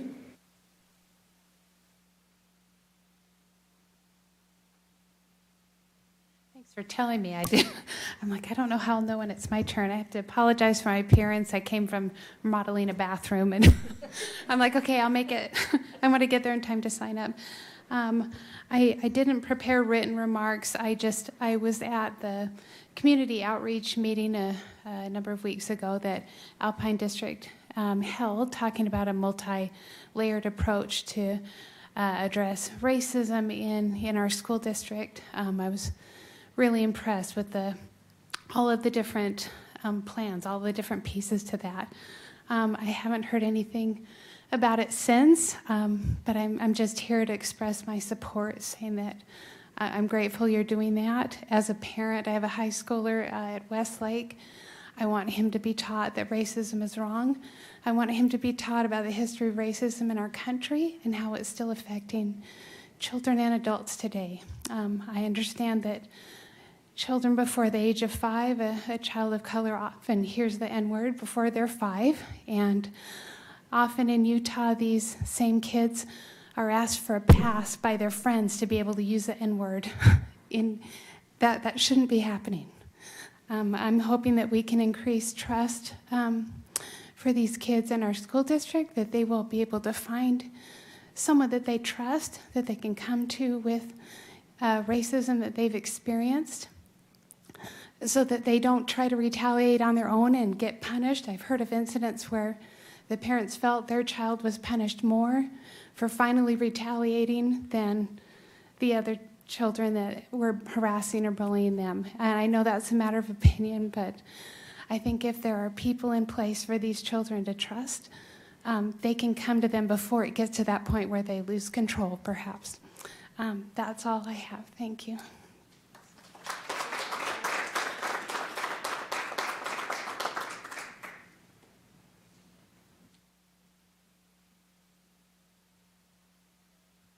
I was losing count too, so I'm really glad that you were able to say her name, because I knew I was after her. My name is Allison Dean, and I work at American Fork High School. I've been there for 9-10 years now-ish. All of my kids have gone through Alpine School District, Shelley, American Fork Junior, and American Fork High School. Our youngest is at his first year at ATEC this year. He's autistic and has special needs, and we're loving it there. I wasn't planning on talking at all, but I just felt like I wanted to thank you. Working at the school and with several teachers, I see when they get, like the hate mail or the complaints and things like that. And we've kind of all counseled together, save the good ones you get. Save the good ones, because sometimes when things are bad, you're just gonna have to read those good ones, right? To kind of lift you. And I know that right now we've got masks, no mask, vaccine, no vaccine, whatever. I am perfectly supportive of anybody and their decisions. But my point is, I wanted to thank this board, because there's a lot of different opinions sitting right there. I mean, your closed meetings have to be fun, I would guess. And that's how it's supposed to be. That's why we elected you, because we want you guys to work together well and take care of our kids and help out the teachers. And I actually think you're doing a great job. And if everyone were going to complain, I mean, it's not your fault COVID happened. It's not. I don't blame you. And I think you're doing very well with what you have. I hope you all know that. Do you all know that? This is yes. Okay. Thanks again, and thank you, Dr. Farnsworth. You're amazing, and I love having you there. Rob, good to see you. I'm just very happy with this group, and I wish you the best, and good luck.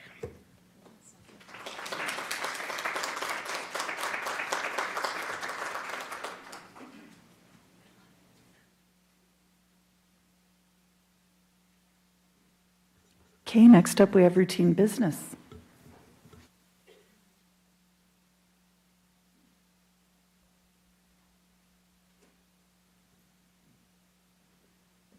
Okay, you have received, thank you, Board Member Bateman, you have received your LEA-specific licenses for approval this month and student trip requests, and I recommend your approval.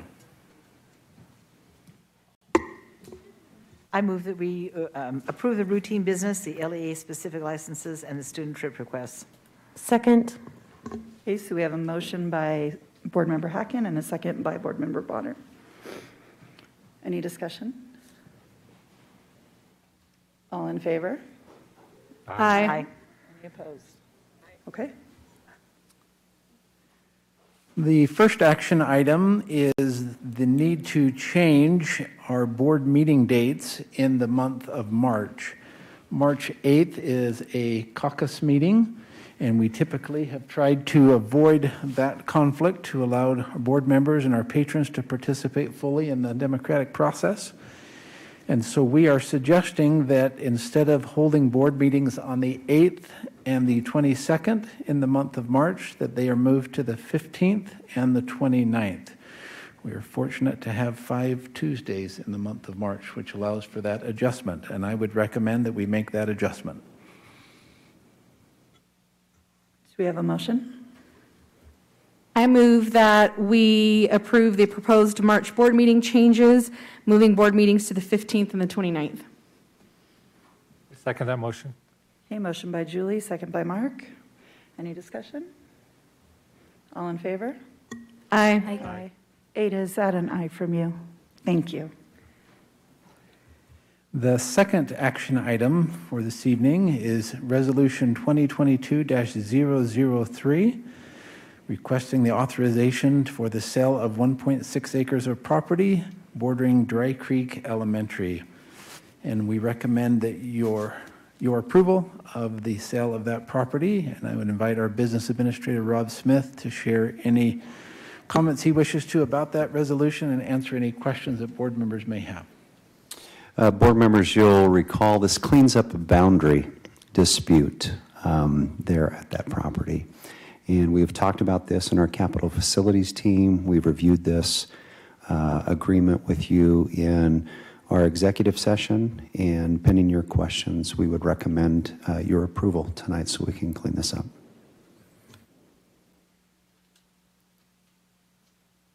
Do we have a motion? I'll move to approve resolution 2022-003, authorizing the sale of property next to Dry Creek Elementary. I'll second it. Motion by Amber, second from Sarah. Any discussion? All in favor? Aye. Aye. Okay, 8 is an aye, motion passes. Next up, we have the Lehigh Junior Viewpoint Willow Creek Boundary Study. Correct. There are actually 2 discussion action items I would like to approve or submit for your approval, discussion. The second one, that will take a little bit less time than the first one. We have an increased enrollment at Viewpoint and Willow Creek and lesser enrollment at Lehigh Junior, an imbalance in our student counts there. And we would recommend to the board that we begin that, as mandated by state statute, 120 days to review that, to make our public aware that we are looking at an adjustment of those boundaries to bring those student populations more in balance with one another. This begins a formal study. We would notify city leaders, patrons that would be affected by that. We want to study that, not necessarily act upon it this year, but at least study that and look at some possible recommendations that we would bring to the Board of Education. So we recommend that opportunity for the board to discuss that and approve that if the board is supportive of that, so that we can begin that 120-day count.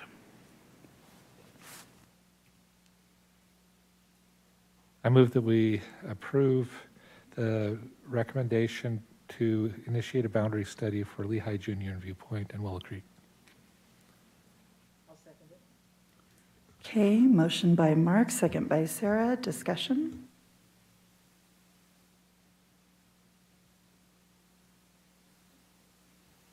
I guess my only discussion is this is kind of difficult because we really do value giving parents choice to go where they want. I think an additional piece of making the boundary change is we also kind of have maybe we need some help from parents to go to the school where you're boundaried, because it really does make a difference when we have a little better balance of population in each school. And so I think this is really going to help by increasing or making the balance better for these schools.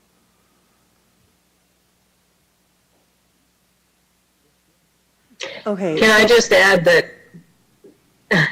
Absolutely, go ahead, Ada. May I make a comment? Yes. I just want to recognize that this board is very focused on equity issues, and part of equity is an equal access to resources, and adjusting boundaries is part of that process.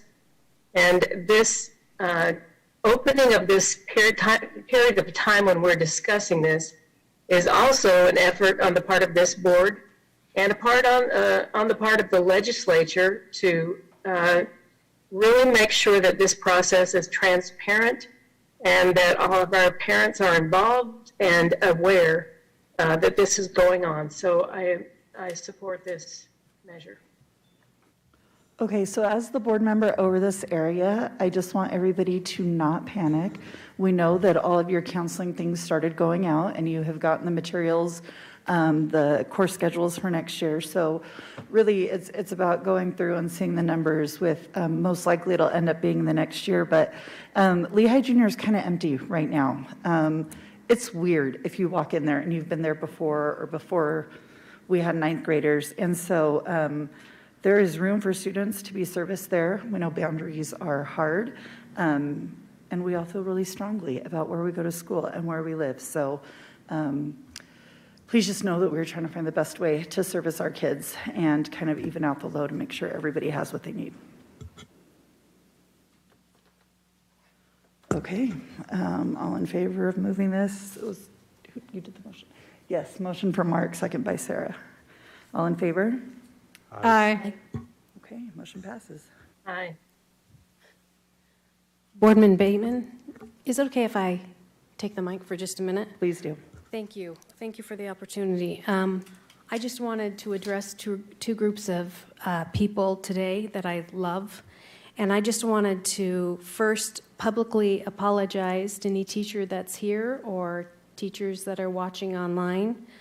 I in no way last week meant to cause or harm any teacher with my words or to demean a difficult job.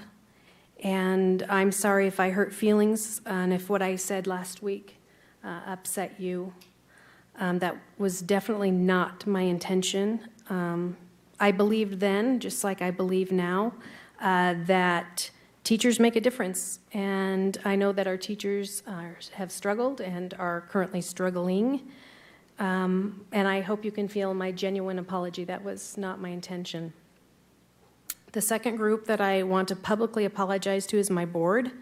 I should not have said words that represented the entire board, and I hope you will accept that apology and forgive that. I hope you know my love and admiration for all of you. I do love my board members, and I hope you can forgive me. I know there is a lot of divisiveness, and we heard some great comments tonight, and I would never consider myself a divider, and I really believe in unifying, and that's what was a little heartbreaking for me, as the thought of, causing a divide with teachers or causing a divide with my board members hurt my heart a little bit. And so I want you all to know that I see great value in coming together and talking through difficult things and having hard conversations. And I believe that's part of the journey of unifying. And so again, I'm sorry, and thank you for giving me the opportunity to address the board and our public. Thank you.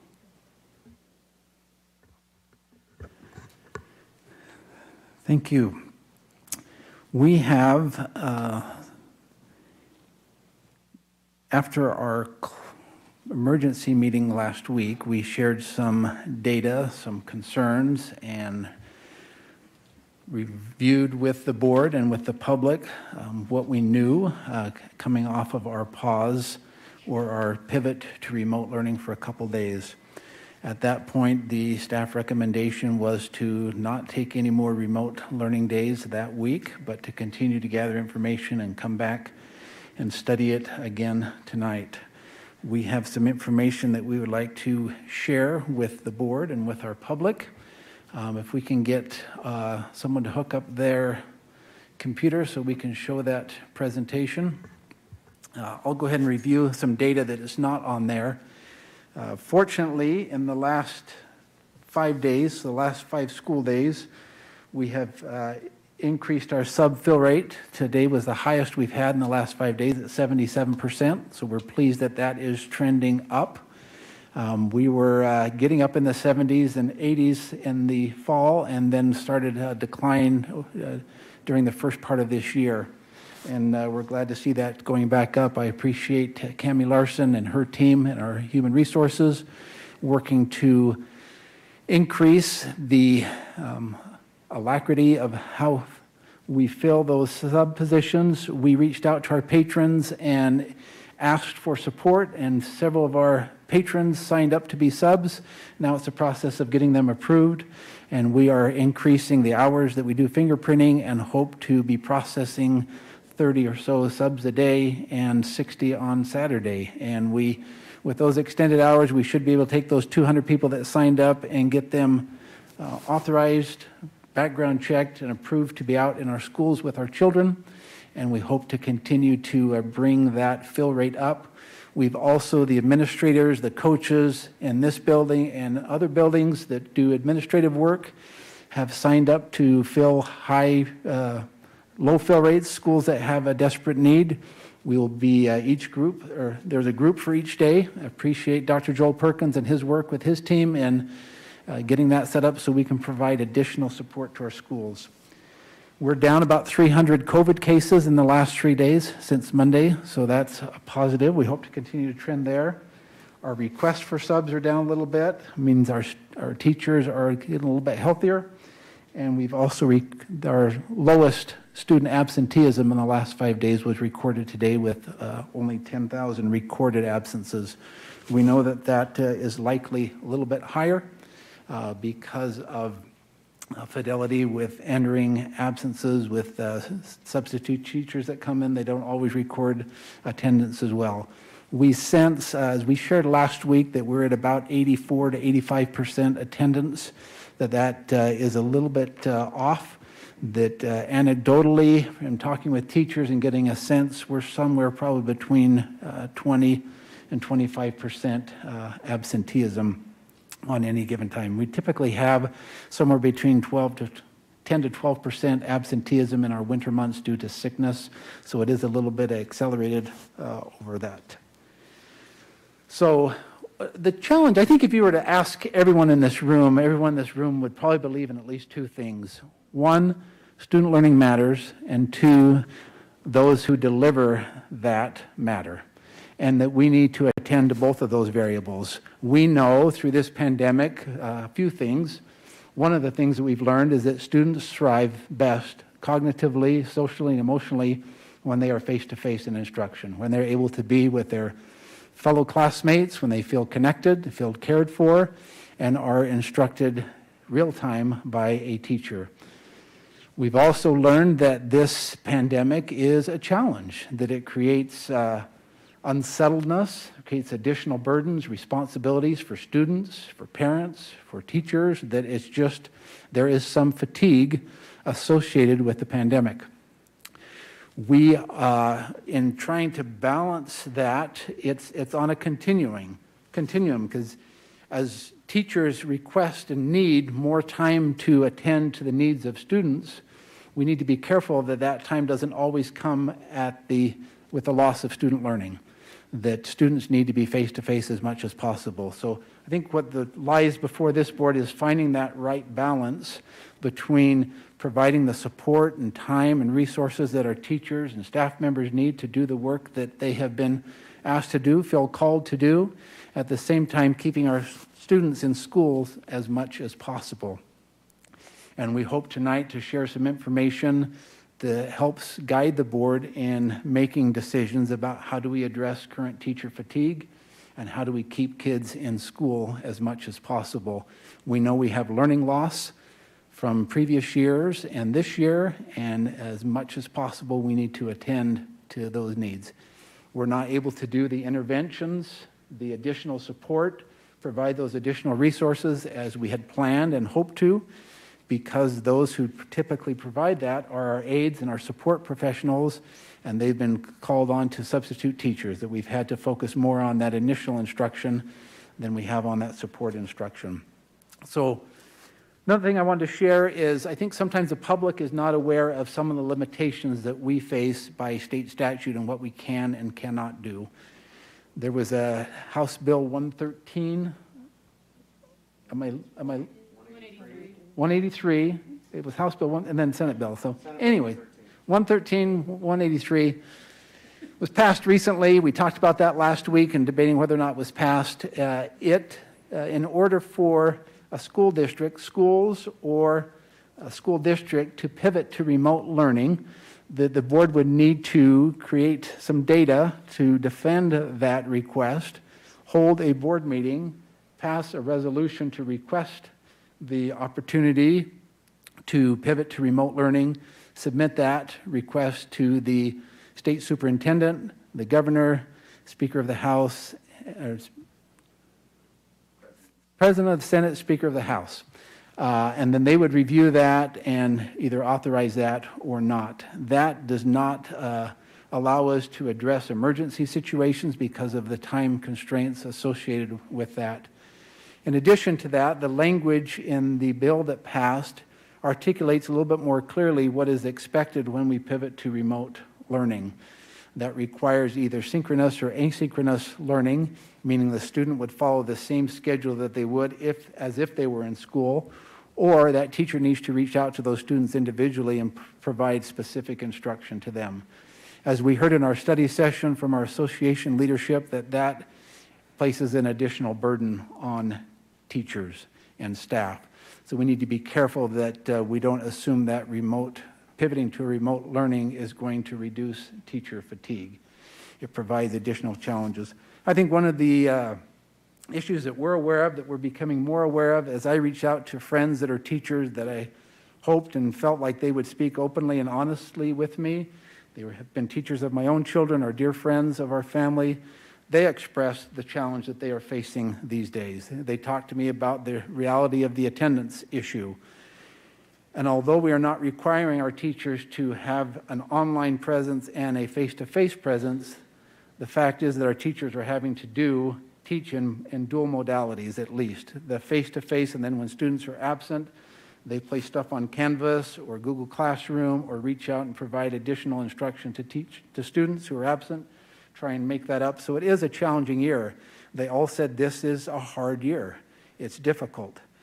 Now they vary depending on kind of where they're at in their setting on how difficult that is and how challenging it is. I think we've learned from the feedback that we've gotten that our elementary teachers face a little bit more of a difficult challenge than our secondary teachers. Not to say their work is any harder or any easier, but there is additional state-directed training that we've asked our elementary teachers to participate in. We're going to talk about some resources we've provided there to support that. And so the fill rate is lower in our elementary as well. Teachers have prep in secondary, so they give up their prep to help out their colleagues and cover. In the elementary school, we don't have that flexibility with preps to cover, so it's a little bit more challenging. We realize the difficulties that our teachers face, and we're going to share some things. We knew this year would be a challenge coming into the year. We knew we had letters training. We needed to address our low reading scores. We knew that the pandemic was still upon us. So we tried to anticipate some of those challenges and provide support and resources to our teachers. We go to the next slide. I'm not going to read all of those, but those are just some things that we put in place to provide additional support for our teachers. Started with a strong commitment by this board to their compensation. Honoring their step and lane changes, a 4% increase in salary, no increase in insurance costs passed on to our employees.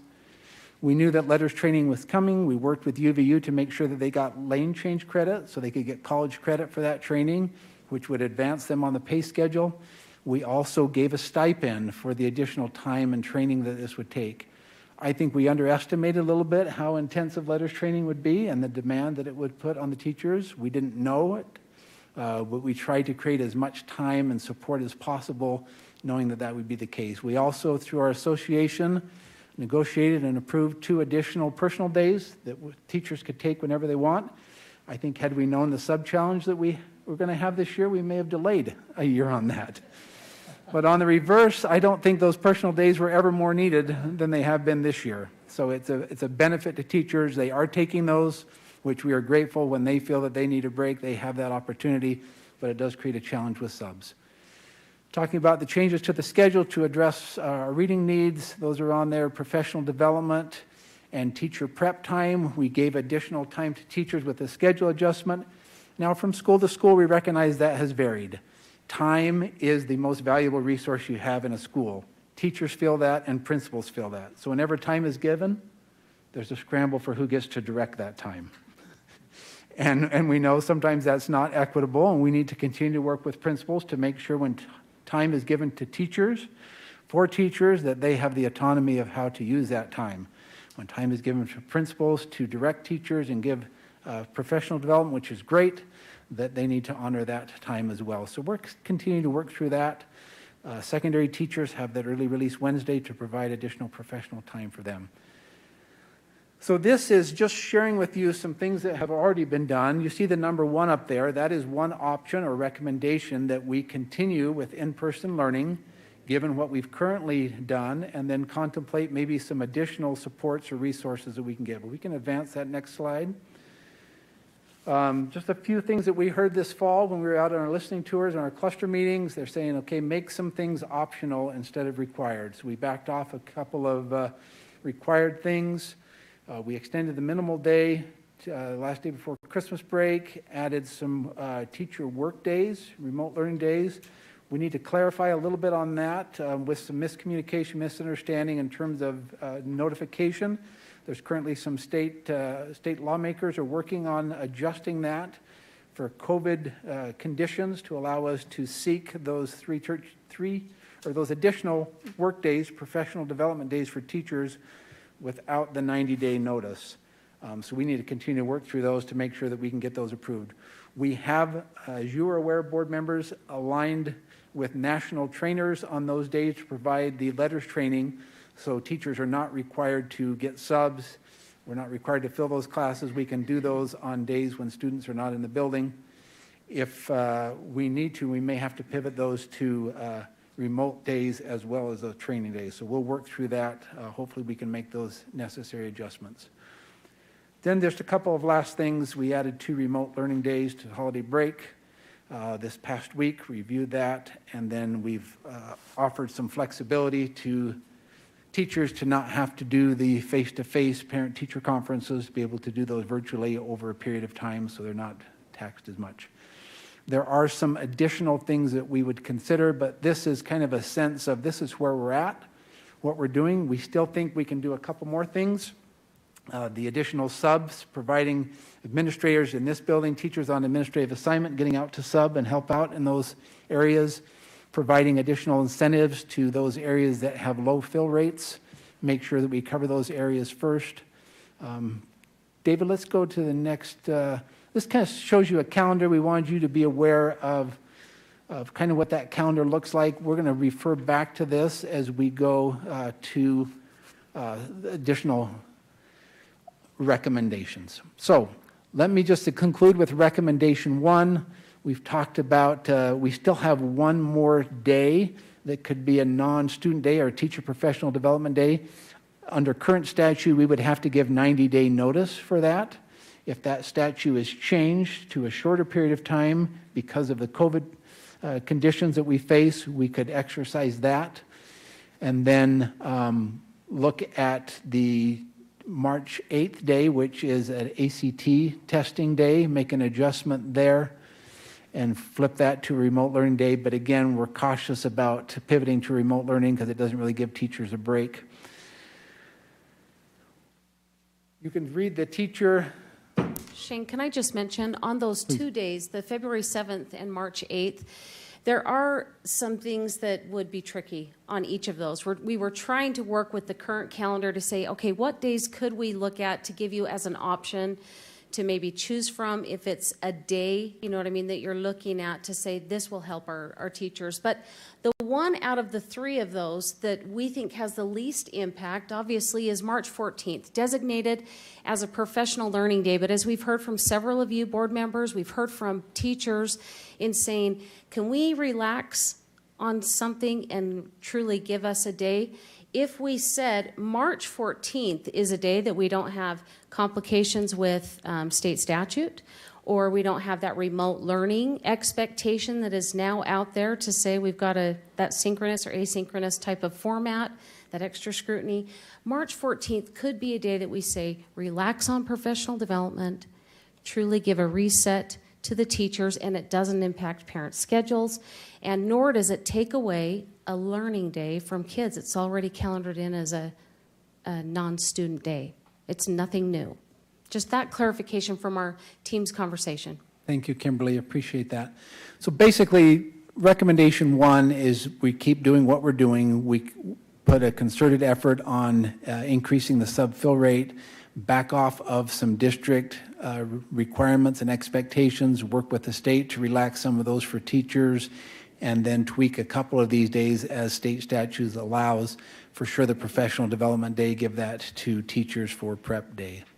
So let me go one more slide, David. I think just some additional relief measures. Look at increasing funding for secondary teachers who cover another class period, incentivize that, increase aid pay for subs, for aides who sub, so that they're getting paid at that higher rate, and then identify hot spots and infuse additional dollars. So again, it's maintain what we're doing and address the sub-fill rate with where we can give additional preparation time to teachers. So let's go on to just quickly summarize the next two. Another option to consider, this is number 2, would be that temporary schedule adjustment. This would decrease the time that students are in school by an hour each day. You can see the schedule on there, how it affects kindergarten and preschool, as well as elementary schedule, depending on whether an 8 o'clock or a 9:15 start. And then secondary schedule, we would not have the 2-hour release on the Wednesday. It would be a normal 1-hour release like the other days of the week. You see the teacher benefits on that. It gives additional over that 4-week period, gives 17 hours additional prep time to teachers in the elementary level, 13 in secondary. The impact that it would have on students is they would lose 13 to 17 hours of instruction, and parents and family schedules would be altered because of the school schedule being altered. There are also some consequences and ramifications for our partners like MTech and others that we work with. Anytime we adjust our schedule, it throws a wrinkle in the collaboration, the partnership that we have with them. You can just kind of see why we chose the 25th. We had on there, we contemplated going up to the 18th and doing it 3 weeks. We don't feel like we could start this until the 31st because of transportation and other adjustments we would need to make if the board decided to go this direction. And it made sense just to go through the 25th because coming back after the 18th with the days that are built in already, there are just 3 days left. That would leave 2 weeks before the end of the term back on a normal schedule. Let me go back one more slide. I think option 3 would be extending this further. So option 1 is just make some adjustments, maintain what we're doing. Option 2 is shorten the schedule. Option 3 is extend that further. And then some additional considerations. David, if we can go to that slide where you're at. Again, just address the sub shortage in additional ways. With board members, just to be mindful that any resources we take to put in this area means a decrease of resources that we have to apply somewhere else. But if this is our most critical need, then that's something that we could consider. I had several members of my team participate in this, put this together. We looked at this from an equity lens. There are some concerns with small groups. Special needs Annalise could talk to that a little bit more specifically, but we know that this is not an equal impact change, that going with option 2 would affect some people more than others and cause more of a learning loss in them than it would other students. So we would try and offset that by that last hour allowing for some intervention or other opportunities, and allow the schools to work specifically with those students that have learning loss to maybe use aides or someone else during that hour to help support those in need. So anything from the team, additional information that you would have us consider that I have forgotten, Rob, or?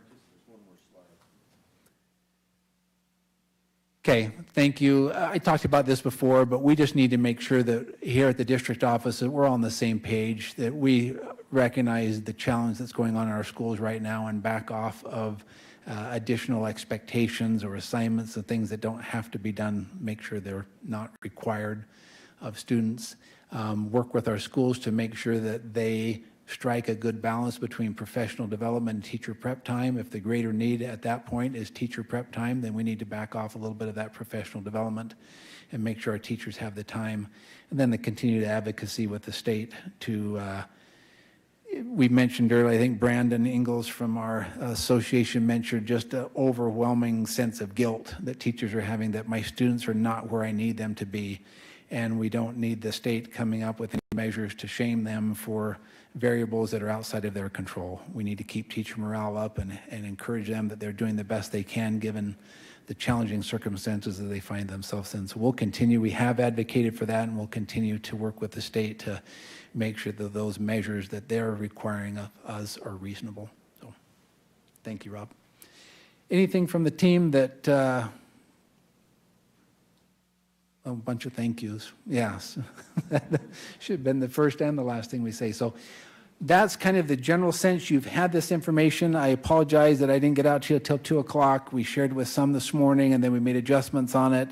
It was something that the team put together yesterday, and then appreciate Kimberly Bird taking all that information and putting it in a presentable format and allowed us to review it. We've reviewed it with our association reps, and we're ready to have an open discussion with the board about what we ought to do moving forward. Can I ask a question? Absolutely. Okay, so for the option 2 section where it talked about all the things like the aid pay and the secondary stuff, so I guess I'm a little bit confused. Are we? So it seems like the schedule is specifically recommended for 4 weeks, correct? That the shortened hour schedule. But my question is, some of the previous things that were talked about, like our aides, making sure they get the equivalent of sub pay on those days they were subbing. Is that through the end of the year, or is that just targeting those 4 weeks? That would be up to the board. I mean, we could look at it and see what our fill rate is. If that fill rate goes up to 90, 95%, we're not using them. Even those that that are using, we would use less of that, but those that are doing that, we ought to consider that. So that was something that the board would need to make a recommendation on.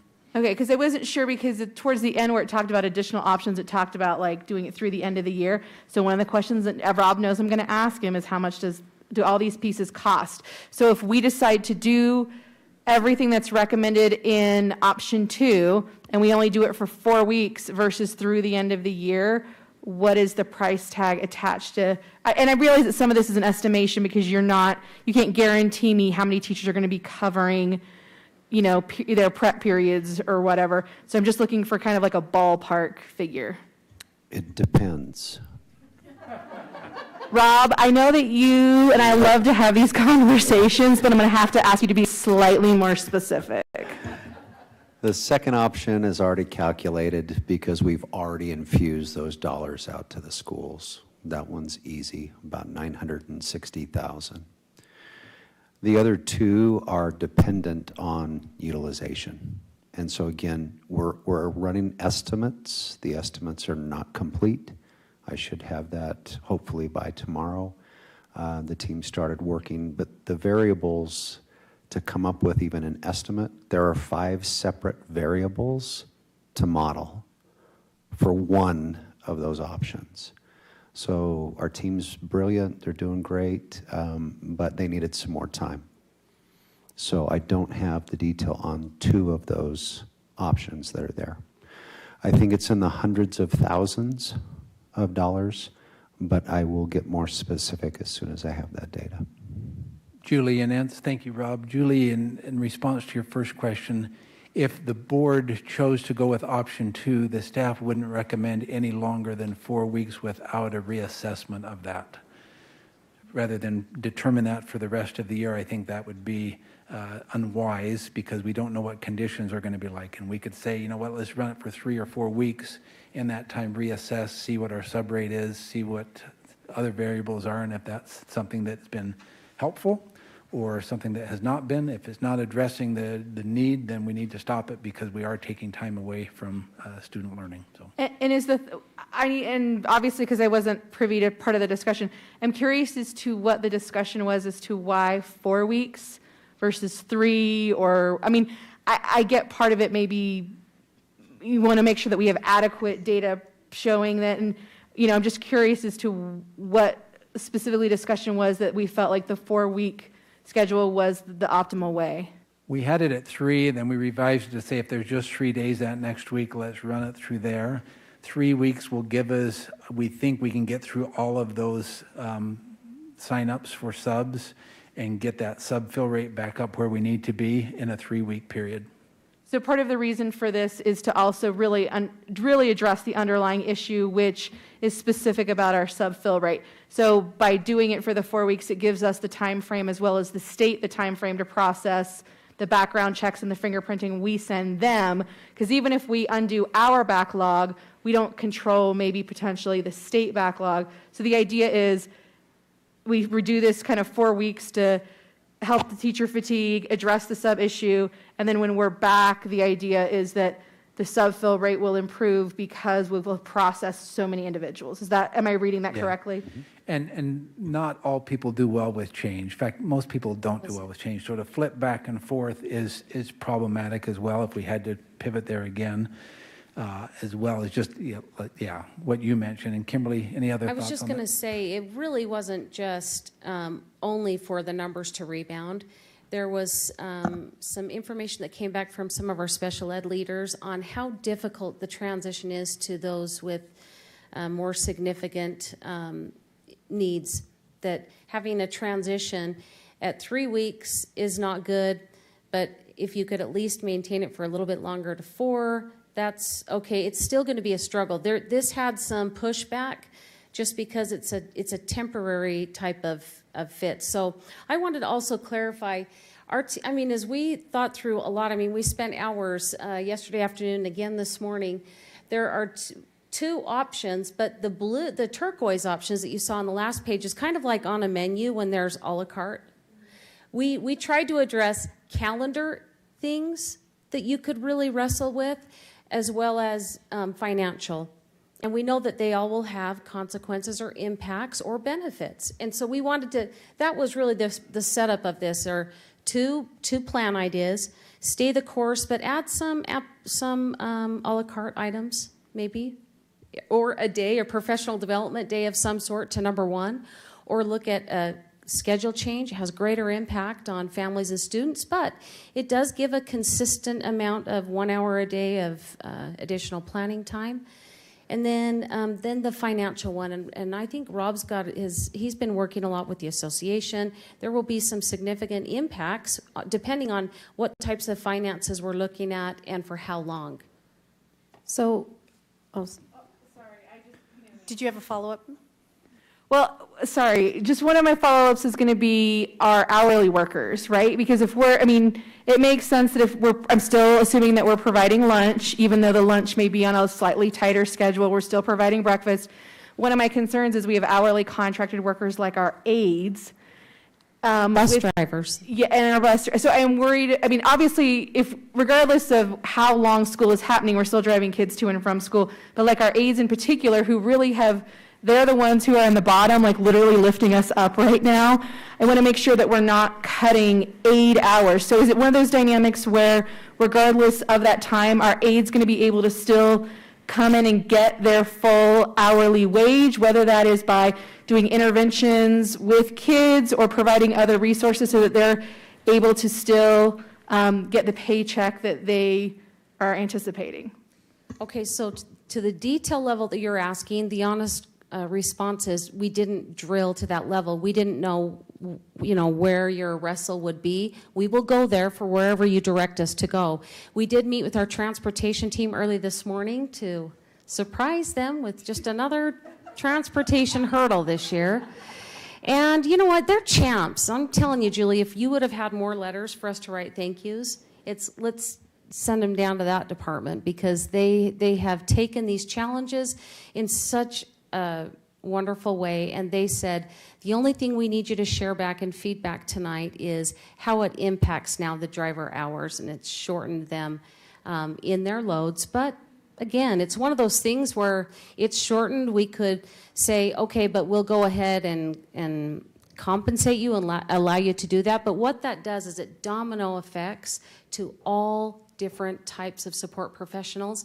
And sometimes it's, you ask Rob, do we have the money to do it? And he says, we can do anything, just not everything. And so some of these things impact our fund balance. And a couple of things to think about on the fund balance are our healthy rating.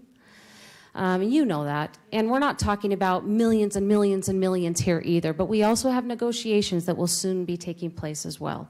All of those, and we have our 180-day sick leave that no other district in the state has. That's really, it's an unbelievable type of benefit for those tenured employees. So there's some things that are going to take a toll after we start to study them and the use throughout the year. But those are just things to think about as you wrestle. And you guys do wrestle well. Good job. Sorry, Sarah, one more, and then I promise I'll be quiet. I think she answered mine because I was worried about the impact of transportation. And Rob, I don't think we have contemplated cutting, with a labor shortage, we have not contemplated cutting salary of employees affected by this schedule. I had 2 comments. The guidance that we've put out is that supervisors will work with their hourly employees and make sure they're taken care of. That is what we have said. There is work to do. And so that is the guidance that we've put out. I went back and re-looked at the communication we sent to the team. We have work for them to do.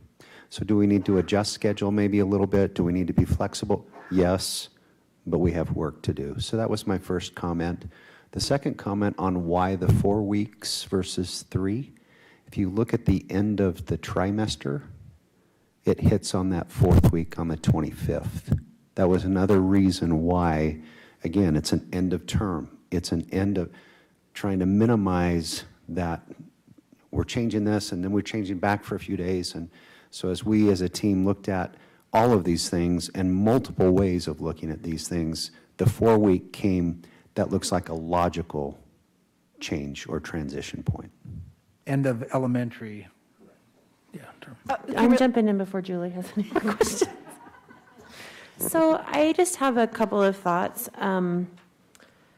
First of all, I'm kind of liking this idea for a month. I think it would give us the time to work through the new 200, thank you, our public applications to be subs. I think it would give us some time for those who have been sick or have family that are sick to get through it, and to hopefully I think Dr. Farnsworth said that the county health department is saying that they think we're starting to finally summit and start coming down. That might give us some time to get through that and hopefully have fewer teachers and fewer students out, which would all be so helpful a month from now, hopefully. But in saying that, maybe we haven't drilled down to every quite option.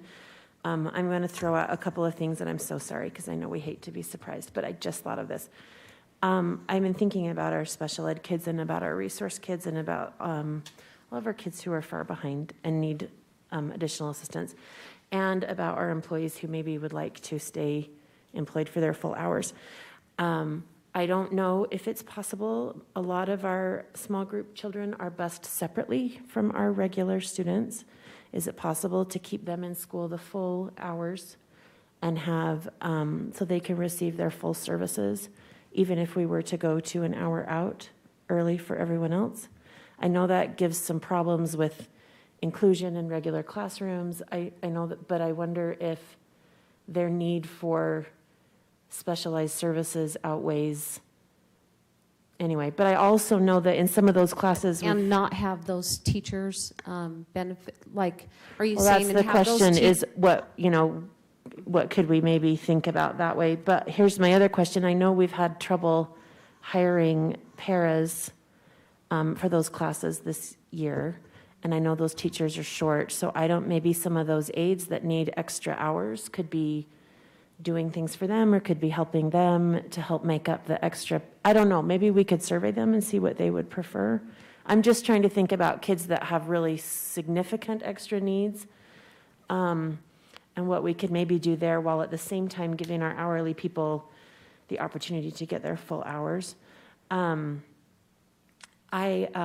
really want to say that I really, really appreciate all the time and thought that has gone into this over the last 4 or 5 days. I've had so many teachers reach out to me and say that they appreciated that we were listening to them. I've had parents tell me that their kids have been overwhelmed this year, and we're just not quite out of this yet. Like, I think we all thought we'd be out of this by September. That was my vote. Remember, we talked about it in a meeting, and I said I was voting to be done. We didn't follow through with that plan. So I do want to minimize impact on both students, but I do want to help our teachers. I think they need some help. And so anyway, I'm just thinking about, as we're processing through all the different possibilities and options, just to maybe try to think about how we could do that. But it does seem like Rob said, there is a lot of work to do and to be done. And hopefully something like this would give everyone the opportunity to do what they need to do. And it would be awesome for my senior, because he has a lot of English to make up he has not turned in. So that extra hour a day will be well spent at our house if we decide to go this route. I just wanted to ask, to clarify one thing. Are you asking us to consider either option 1 or option 2, or are option 2 really has option 1 embedded, right? Is the calendar changes with the additional shortened days? And there are some things we could do with adjusting those days, so. So what I'm wondering is. It's really, do we reduce the schedule or not? Yeah, okay. Yeah. So we're not looking at just option 1, actually. Well, you could not reduce the schedule, and we could do the things in option 1. Okay. I want to jump in before Julie gets in here again. So, I guess first of all, I just wanted to express heartfelt thanks to our staff. I cannot believe the imaginative solutions they have come up with. I know that they have spent so many hours and maybe had some sleepless nights, and I want you to know that I'm aware of that, and that you're rock stars. So thank you so much for that. I wanted to just share one of my reactions to a letter from a teacher. By the way, we do read all of your emails. Although we really appreciate everyone who comes to board meetings and give public comments, you can send us an email and we read it, and it makes a difference to us. Anyway, one of these emails was a teacher that talked about kind of her heavy load, and the overwhelming feeling was that she cared so much for her kids. That was the load. She felt like they were behind, and she didn't know how to help them to catch up. And I just want to give a tribute to all of our teachers, because I think that's the heaviest load they bear.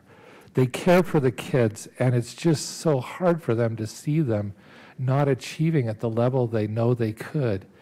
And I just applaud that. I just think that our teachers are amazing. And I also have been impressed by letters from parents who, well, the 200 that are signed up to be subs, I think that our parents, they really care about the teachers too. So I guess as we look at these different alternatives, although there's some things that we can do something about, I don't really know how to keep a teacher from caring about her kids. And nor do I want to. And I guess I feel like a lot of things are, well, I felt like I had to spend my prep to substitute for someone else. I mean, that's not something they're being forced to do. It's just a feeling that I would feel guilty if I didn't give my last dying breath to this cause because I care. And I just want to acknowledge that we know that a lot of these things are just because teachers care and because they love their kids, and that it doesn't go unnoticed. I know that happens, and I appreciate it so much. A couple of the reasons that I like the plans that you've come up with. Did I cut you off, Stacy? I'm sorry. No, you go ahead. Okay. I'm sorry. I mean, it does address the teacher fatigue and teacher burnout, and I think that means a lot to our teachers too. Also, have that addressed, but I think my favorite part about this is just having the district backing off with district expectations. I think at this point in time, when you mentioned earlier, asking them for all the results and tell us what you've done, that just adds more angst, and I appreciate that. I think it's a cautious pivot to alleviate some communicated burnout and for teachers, and there's not a lot of disruption, which I think everyone cares about. Stacy's being very patient. You know, thinking about option 2 from a teacher perspective, there's wonderful opportunities here for teachers to have some extra time that they could work things through, but it's also going to require them to change all of their curriculum. If you can't just cut 17 hours out of a curriculum, some of this time we're giving them maybe end up being spent on rewriting the curriculum and consolidating and cutting out and figuring out what to do. So there's kind of two things to consider is, yes, they have more time, but yes, they have less time. So that also is a problem for teachers as they try to, they've already so many times cut things down, cut them down, trying to focus on the essentials and trying to figure out more effective ways to move kids forward. And if we cut 13 hours or 17 hours of the curriculum, then we're asking them to rewrite the curriculum again, which could be a challenge for some of them. Okay, we'll start with my questions. So I understand that we're dealing with both quarters and trimesters. Is there a reason that we didn't explore going all the way to the end of third quarter? I think are just concerned that would be another 10 hours away from student instruction, and we're just trying to balance that and felt like that would swing it too far. And that many weeks out, things could change before then that we don't necessarily need that as much. Other things could come into place where the fatigue isn't as significant. So it's just trying to balance that and be sensitive that kids need to be with their teachers as much as possible. So and the reason I asked, just because almost every teacher that I heard from wanted to know, if it would be to the end of the year or to when. And since I know we don't want to make a decision all the way through the end of the year, I know that goes into the third trimester for elementary, but I think it would just be nicer for our secondary teachers if they knew it was just going to go until the end of the quarter and they could just count on that and not have to worry about reassessing. I also wanted to just, in this discussion, bring up a few points, which, by the way, I fully support coming out an hour early, but I think there are some things that our schools will have to work through that I want to make sure that don't just get kind of overlooked. And one is that if we get out an hour early, they will likely have to cut their flex period because we can't cut the instruction to all the individual classes. So that will kind of change some dynamics there. Also, with our secondary teachers, we would need those individual schools to make a call on if we're going to give them that hour for prep, like it has to be protected, right? And so we need to make sure that we're not more collaboration or more other things and allow them to set almost like office hours with their students. And then ask our students to please be respectful of that because I love giving them this time. So I just want to make sure that it is protected for them, that they're able to use it for what they need. And then Amber, I hear what you're saying on small group, but I'd be hesitant to take that away from teachers who have to do such differentiated instruction. Oh, I agree. That's why I was like, could we think about the idea, but not necessarily. I mean, I don't know. I don't know if they'd love it or hate it. So I think we have some that would say, I'm just going to put my head down and get to the end of the year, whatever. And then I think we have some that say, I could really, really, really use that time. So I just want to be mindful of those teachers.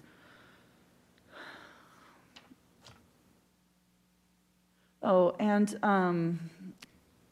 I also just, as we're having this discussion, I want to talk to all those people that sent emails about other things, about we have our hourly workers that we're concerned about hours. Yes, absolutely, we're considering that.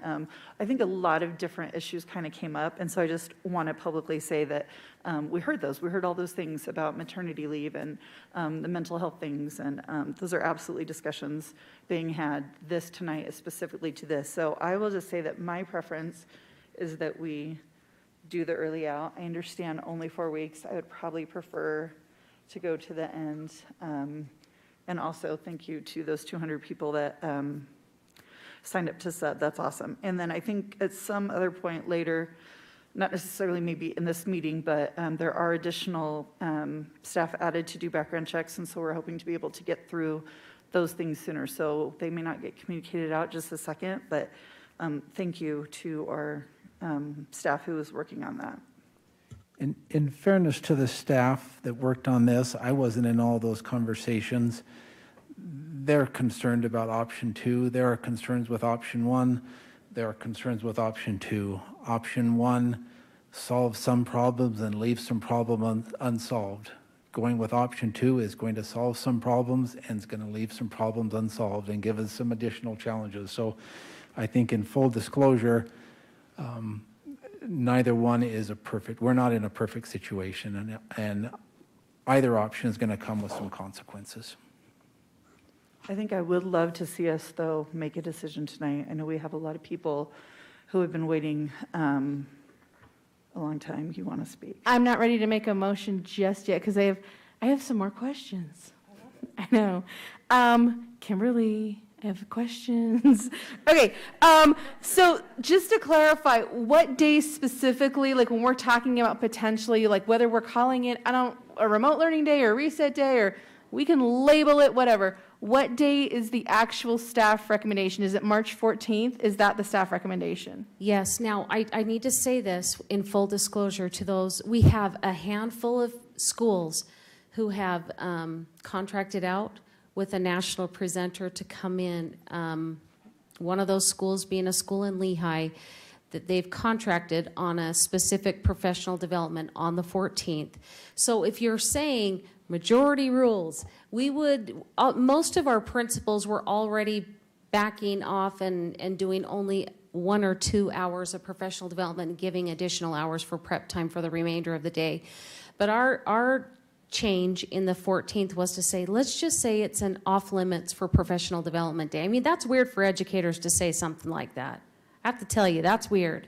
But we said the 14th has the least, impact on parent schedules.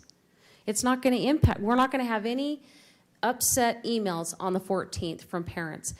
Students, we're not taking any more time away from them face-to-face because it was already scheduled as a professional development day. And then we're, in almost all cases, winning with teachers because we're taking that expectation that school directive to do a professional development or district development, and we're saying, let's give it as a reset. So, this morning I overheard a conversation that you were having to say, well, are the teachers would they be like scrutinized on that day for, I don't like that. Yeah, I know. That's why I'm saying in full disclosure, that's what we're offering on the 14th, is as you were describing it, as a day to truly reset for our teachers. Okay, so, and then next after that is, don't sit down. Okay. You and I are going to have a conversation. Yep.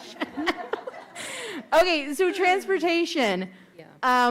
I know that transportation is already super, super tight. I know that has been a real challenge with the schedule as far as when schools can have their start time and end times in elementary because of the challenges of transportation. So I know that some of those, because of we're talking about kindergarten changing when they get out, and it's also going to impact potentially all of our kids who are accessing through IEPs transportation. Yes. So my question, I guess, with transportation is, does that mean that we're going to be able to hit all of our kindergarten and sped transportation issues with that hour reduction across the district, can we get everybody on the buses where they need to go? Well, thanks to you guys allowing us to add an incentive on, by the way, this Friday, the first $200 incentive will be coming into play for the 20 days in a row of uninterrupted work for our employees. So thank you for doing that. I think to answer your question though, instead of bird walking, that becomes our priority. The safe transporting of students to and from school, #1 priority. So yeah, we're going to make the schedule work. Where we might see some lag would be on those things that aren't necessarily in the priority of to and from school. Our next level is Utah High School Activities Association, and then the third level are like those field trips or junior high activities, and those might get some bumps. So there might be a kind but hard email that goes out to schools to say, sorry, in order for us to meet this new adjusted schedule, we've got to cancel maybe, field trips, but those we'll take care of it. But this morning they said we will make those adjustments. Luckily, this is where we were last year, that early schedule. So the times weren't hard to think about. Now they're trying to say, in labor, do we have the labor to make all of these things happen? So if I remember correctly, was it Snow Springs that had Clear Creek delayed because of the snow day? Am I remembering that? I'm just saying probably Snow Springs doesn't want to be kicked off the schedule. I can't remember if it was Snow Springs. There was one school, I think, that was supposed to go to Clear Creek on the snow day, and they were told they were delayed. So I'm just going to advocate for, and I can't remember, I want to say it was Snow Springs, but I could be wrong. Whatever school that is that got delayed on the snow day for Clear Creek, we should probably make them a priority and not send them a you're getting kicked off the schedule letter. Okay, we'll find out what school you're referring to and get that on our list, Julie. Thanks. And then I don't know, I may be superintendent, the MTech UVU thing. So one of the challenges I think with the schedule with MTech is because there are a certain number of required hours for many of those certifications. There's a very limited dynamic of what MTech can adjust within hours. So my concern here is with our seniors who are making sure that they have the credits they need to walk for graduation and complete their certifications to do MTech or their UVU concurrent classes or whatever specialty programs. Are we going to make sure that those seniors aren't dinged by a shortened schedule? Because I'm trying to think through what that 4-period schedule looks like. Because if you're going to MTech from 7:30 to 10:30, can I get in between 10:30 and 1:15 my classes that I need to get my credits to graduate? So I'm just a little concerned as to that piece.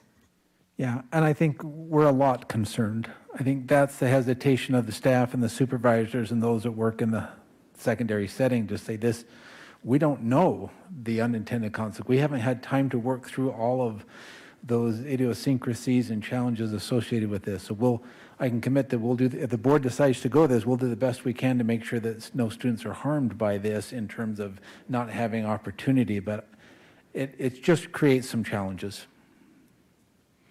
So I have a question about secondary lunch. I know when we did early out before, it was all 4 periods and then lunch, and what happened to a lot of our teachers that they didn't actually get lunch because students came straight to their classrooms. So is the intention there that we're going to kick it back to the school level and they decide, or would we set the whole thing? And Julie, Snow Springs was January 13th to 14th for Clear Creek.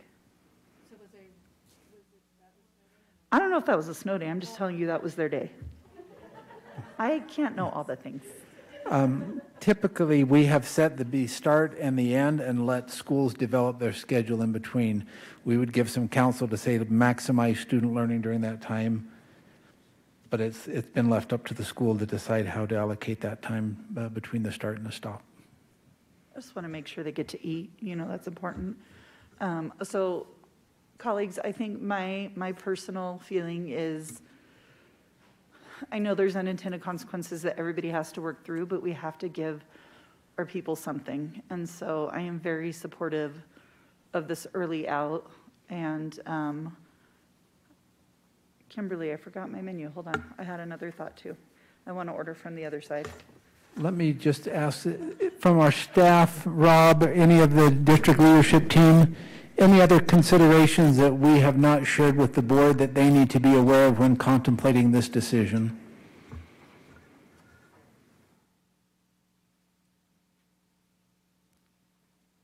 Speak now or forever hold your peace, because I gave you an opportunity, so. Okay. I have another question. I do too. Okay, I'll be super fast. So on the additional options where it says decrease district demands, so I would like to order that option, please. So if we could add that, I would like that. That would be critical. I'm wondering, can we pivot that fast? Because January 31st is next Monday, right? January 31st is next Monday. We would be pivoting to this next week. Does that give teachers and transportation and special ed and everyone time to really start rewriting and figuring out what they're going to cut out and how they're going to use that time? Does that give us enough time? Yes. If you're talking specifically with Plan 2, which I think you are, Sarah, I think the biggest people not the biggest people, but the people who will have to have the most amount of time to think through this are those parents and those who have dual working parents at home, single working parent. This impacts them. As we were having our equity lens dialogue about this, there are kids that this could create. I know that you've brought up some ideas of doing after school type things. The people that you're trying to sometimes give the relief to, they will be planning some things to give to the aides to do. That's one of the unintended consequences. The other thing is kids going home to empty homes. It's an adjustment in the home schedule, and we want to be transparent about that, something to think through. We're willing to do whatever you guys direct us to do, but those were some things that just came out in our conversations to say, those kids that go home to nobody, that choose, I don't want to stay after school.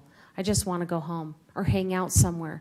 Those are the types of things that make us worried as we look at, those other lenses. And I would say we're trying to address the issue that we're in right now. The longer we delay, the more the issue that we have. And so I think in our determination, the 31st would be the earliest we could start, but we wouldn't want to delay it too much long after that, or the conditions may have changed significantly enough that we don't need to do it. So, as we're talking about aides that might need hours, or other people that might need hours, I wonder if we could make it an option for schools if they desired to provide some type of after-school activity that kids could do, that parents could leave their child there until they pick them up normally or whatever. Because if we have people that need something to do, and we have, not that there's not stuff to do. We talked about this. There's a lot of things to do. But it might be that they could, have an extra PE class, or they could have, you don't want to do recess for an hour, but even if they could have, an extra recess, and then they could come in and have a STEM activity, or they could come in and participate in a choir or something, even just for a month. If we had aides, could we make that so that principals could do that as an option if their community would desire so? yes, thank you. So I have a question.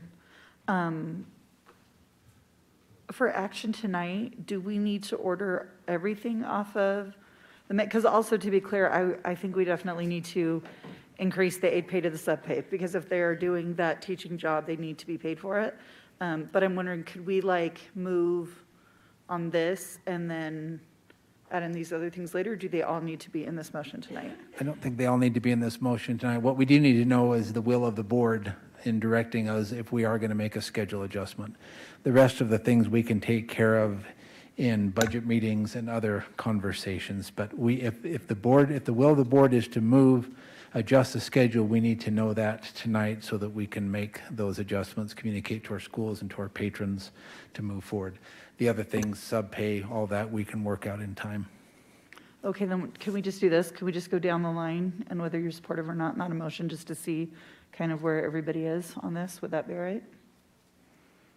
So Can I- supportive of can I option 2. interject Oh, Ada before didn't we have a do that? chance. I'm so sorry, Ada, you have the floor.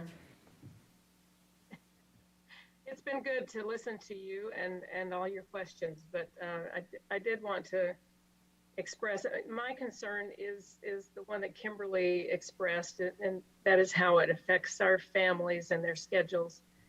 And I also want to second Sarah's Hacken's concern about teachers and making sure that this doesn't negatively impact the work that they have to do. However, in my communications with teachers and with the schools that I have responsibility over one of the overriding things I heard is that teachers need room to breathe. They need time. And I think the sooner, if we do this, we have to do it soon. So I talking about pivot points, it needs to happen soon in order to have the effect that we want it to. I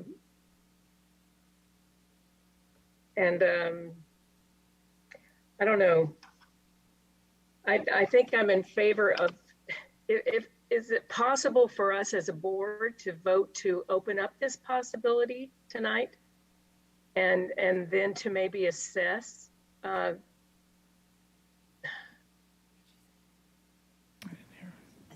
maybe by survey or school, again, through our administrators, if this is something they want us to do. I just want to know if can we open the path and make it a possibility, and then let our administrators decide if they want to go down that path. Is that a possibility?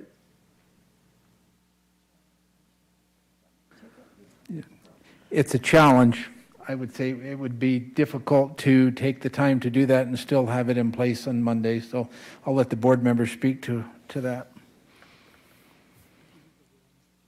So Ada, for deciding tonight, would you be for the early out schedule or not?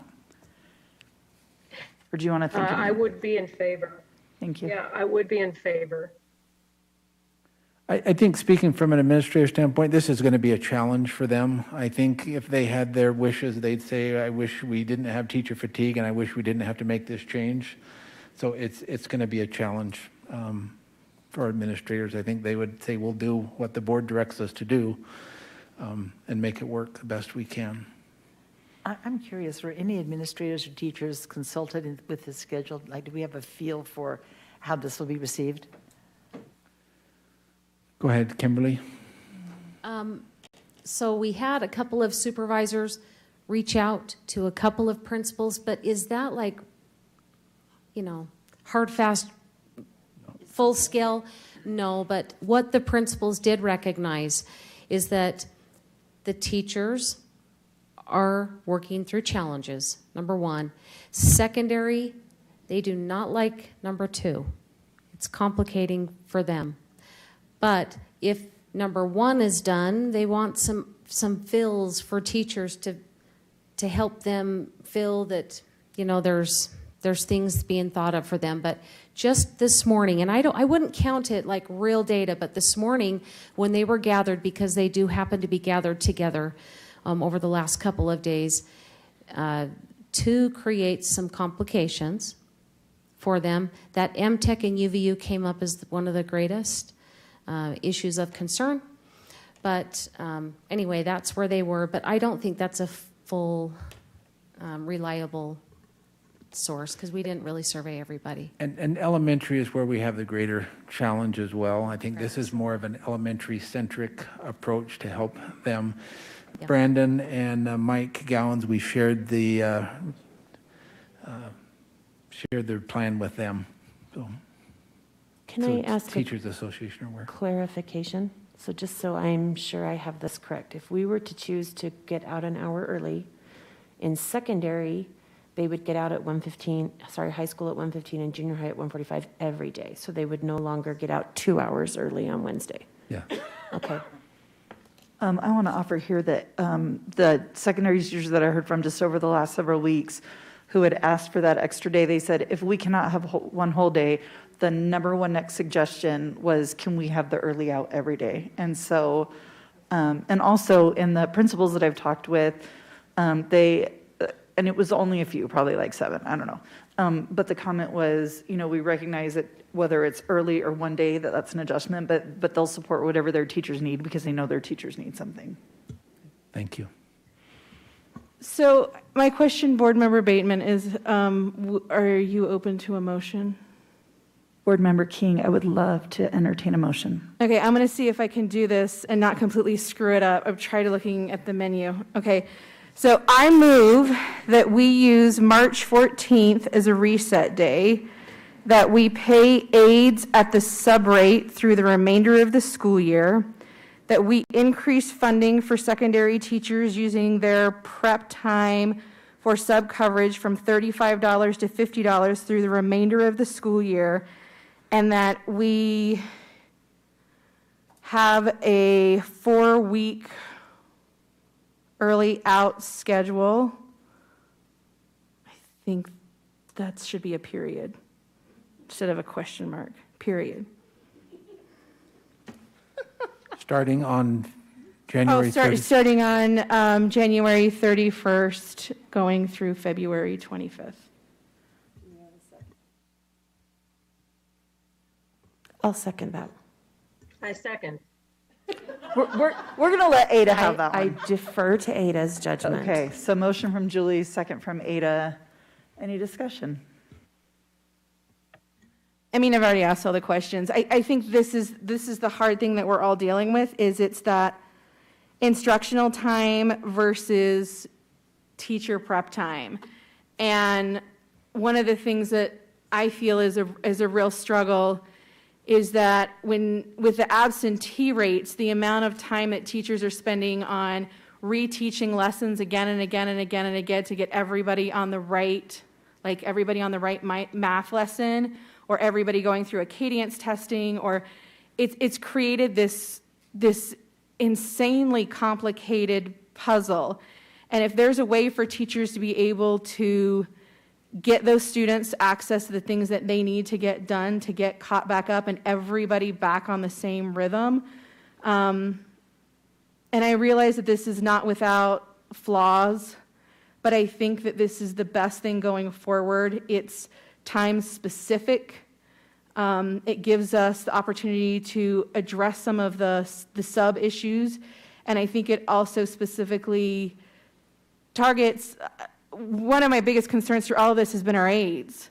It has been the fact that we have aides who were specifically hired for one job, to do RTI, to intervene with our kiddos, who have not been able to do that, and the students who are not getting access to those services.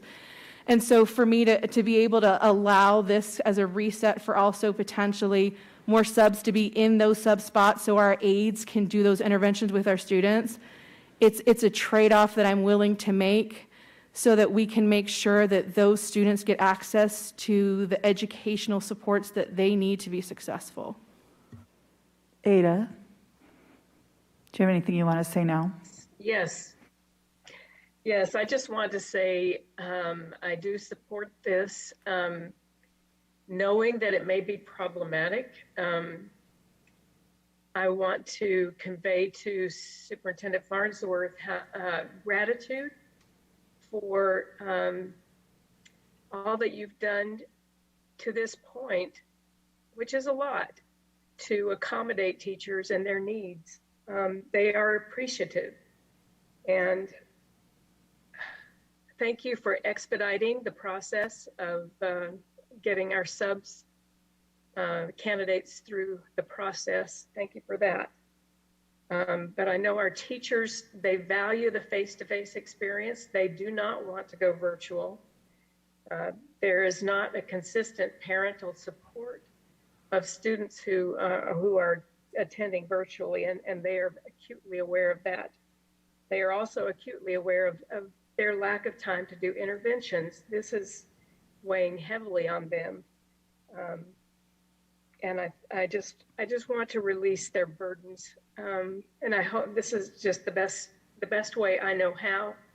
I think we're going to have to call on our communities to support our teachers, our schools in doing this, that it will require some sacrifices in our families to accomplish this. And it's going to be complicated, I think. But there is an end game. It's 4 weeks long, and I think we can do it for 4 weeks. Thank you. I would give that credit to my team. I just have an incredible, loyal team that works beyond expectations to support the board and myself in moving this forward. So I appreciate them and their great work. I want to say a little bit more. I also want to give thanks to all of our district administrators who've been working on this for, a week now, probably. I really appreciate all the time and all the thought and all the working through various different options. I want to also say that I think this kind of taking a temporary reset break is, to me, the heart of the problem that we're dealing with right now is exhausted teachers aren't able to give our students what they want to be able to give them. And students learn best when they're in school with a teacher who's had time to be adequately prepared to meet their needs that day. And I think right now, what I'm hearing from teachers is that they don't feel they have adequate time to make sure that what they're providing our students is as good as they possibly can make it, that they feel there's just so much and there's so many extra things that are pulling them different directions that they aren't able to be as prepared as they would like. And I really do think our students benefit significantly from teachers who have the bandwidth to do what they need done. And they need their aides. They need the aides in class with them so that they can be helping those students that are struggling. They can be providing things that students need. And so if taking a little break is going to make it possible for us to kind of get back on track a little bit better, to help our teachers feel like they're able to get caught up with what students need, to have our aides, have us get all these thank you to people who volunteered to sub and are signing up, to get them through so that we've got more people in our classrooms. I think that's all good. And I think what it's going to take is just a little bit of time.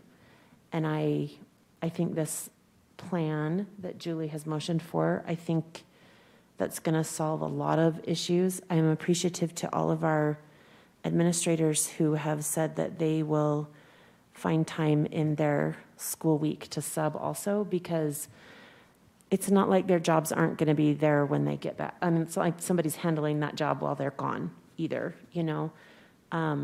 So they're going to have just as much on their plate when they come back from subbing as they did when they left, and that's going to be difficult for them too. And so I appreciate all of them also for signing up to be willing to do that. So I'm hoping that we can just our community can just work together and we can make this happen for a month. We can get back to where we need to get back to, and we can prioritize on what I think is everyone's top priority, which is our kids and what they need and how we can best help them progress and be where they need to be after a couple of years that have been really hard on them and on everybody. So those are my thoughts. I have a question. And I know somebody probably said this earlier, and I'm sorry. Is it our intention that we will come back after this time and reassess it? And I'll tell you I'm asking. My concern is our elementary teachers are going to have these 4 weeks, and hopefully it's going to give them some relief in what they're feeling. And the last thing I want to happen is for them to have relief for 4 weeks, and then just kidding, we have to do it for the rest of the year, and you can't anymore. So are we open to seeing how it goes and then having another discussion? Yes, we will do the will of the board. So if the board wants to come, we have the 8th and the 22nd are board meetings that we could review progress, look at our metrics, and get a sense of where we're at. We would need to make a decision, I would think, by the 22nd if we're going to extend. So I am not accustomed to taking the minority position here, so Julie could yell me out on how to do this. So I guess I think it's healthy to look at both perspectives. And what I'm really concerned about is student learning. And so I think that Amber makes a great point that a teacher who is fresh and not burned out, there's a probability that they will be a better teacher during the 1 hour less per day and maybe through the rest of the year. There's also a significant possibility that learning loss will occur because students do not have those 17 hours of instruction. That is a surety. So we're kind of trading a sure thing in terms of student learning for a hypothetical possibility that things will be better. I think we ought to think carefully before doing that. Also, I think there's a surety in keeping the current schedule. One thing that I guarantee we'll hear tomorrow if we do this is the other teachers who don't want to redo their schedule, and all of a sudden they've got this huge amount of work they got to do. I am not sure that our most burdened teachers who are really the biggest weight they feel is that their students are not achieving. They're not achieving what they think they can, and they feel this huge guilt. I think they're going to feel worse, to be honest with you, because they have 1 hour less to actually help that student to make progress. I actually spent some time with some counselors at the high school this week, and they are really stressed that they're going to have a lot of students that don't graduate because they just don't have the time to catch up. They're behind from the COVID year. They're behind from this, and they just need more time in school to actually catch up. So I'm concerned about the student learning. And I think that if we cut out this time, I think the students will suffer. And so I like everything about your motion except the reduced daily schedule. All the other stuff I'm 100% on board with. Yeah, I was also having a thought about this. One of the things that I think we're looking at that we're hoping is the COVID surge will peak and decline in the next 2 weeks. Because one of the really hard things for teachers is having kids gone this day and this day and this day, and they're repeating the same thing over and over, and it takes them 5 days to get a test done with everyone and all of that. And so I think one of the things we're hoping is that during this period of time, that peak will occur, the cases will drop off, and things will start getting back to a little more normal, where more of the kids are in the class together more of the time, which actually will save teachers time in the long run, because they won't have to be reteaching constantly for students who are missing. So it's hard to know what's going to happen, but I think that's one of the considerations as well, is just getting through this peak and getting our kids back in school as regularly as we can. So I just wanted Mark to share one thing that a teacher I had talked to, because I was trying to think through some different possibilities and the impact. And one of the comments was, just because we have protected time doesn't mean if there's not a student who really needs it, wants to work, like that they won't call them in. And the other thing I wanted to say is we have finance right in the middle of this. And so if we have concerns about graduation, like it feels like that's something we can talk through, whether or not we can kind of put some more funds or do something there. Maybe, I don't know, just a thought. Okay, any more discussion? Okay, friends, patiently waiting audience, all in favor? Oh, you're saying all in favor? Okay, so you're not repeating the motion? Oh, please do. Okay, so do you need me to say what I said, or do you have it? Okay, so the motion that I made was that March 14th is used as a reset day, that we are paying aides at the sub rate through the end of the school year, when they are, I just want to make sure you and I are like on this, okay? Through the end of the school year, we're paying aides the sub rate when they are subbing, that we increase the funding for secondary teachers who are using their prep time to sub from $35 to $50 through the end of the school year, and that we take the staff recommendation of the 4-week early out, meaning a 1-hour early release daily from January, not counting the Wednesday early out thing for secondary, January 31st to February 25th. Yeah, I think the clarification on that is the staff is recommending if you do the early out, you do it for that period of time. Okay. That's what the motion is. Thank you. Sorry. If you're asking staff recommendation, our recommendation is option 1 with all of those things that you've mentioned. But we put up lots of options based on the things that we heard. You talked about teacher emails, talk about as option 2. But if you're saying staff recommendation, our staff recommendation is 1. I think she was talking about the 3 days, that recommendation. Is that right, Julie? Yeah, I think I'm just a little bit confused by what just So I think Kimberly wants to be clear that the full staff recommendation was for option 1 with the other a la carte items. Your motion is regarding option 2 with the staff choice of March 14th. Yes? We all on the same page? Okay. Did I get that wrong? So just to clarify, so it wasn't staff recommended to have the early out every day? No, our recommendation is option 1 with those additional adjustments like the March 14th, adding the sub increase pay, all of those extras. But we will do either of the options that's decided. We have some cutout issues. Be very supportive. So Ada, maybe I can just repeat what Sorry, Kimberly's I'm- saying, because I got a microphone here and I know how to use it. So Okay, Kimberly's I- saying, Some sound cut out. can you hear us now, Ada? Yes. So why don't you go to the microphone?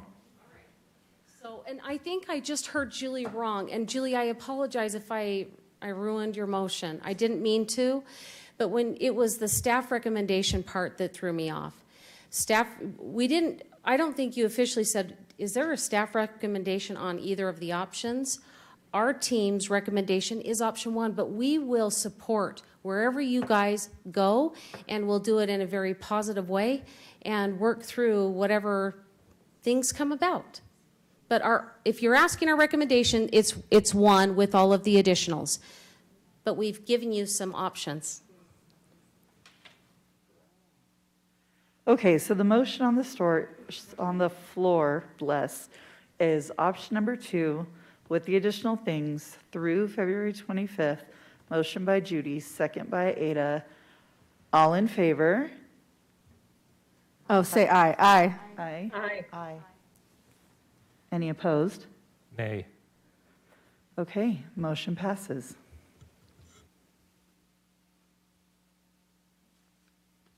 Okay, I think we're on board member and superintendent action, information items, excuse me.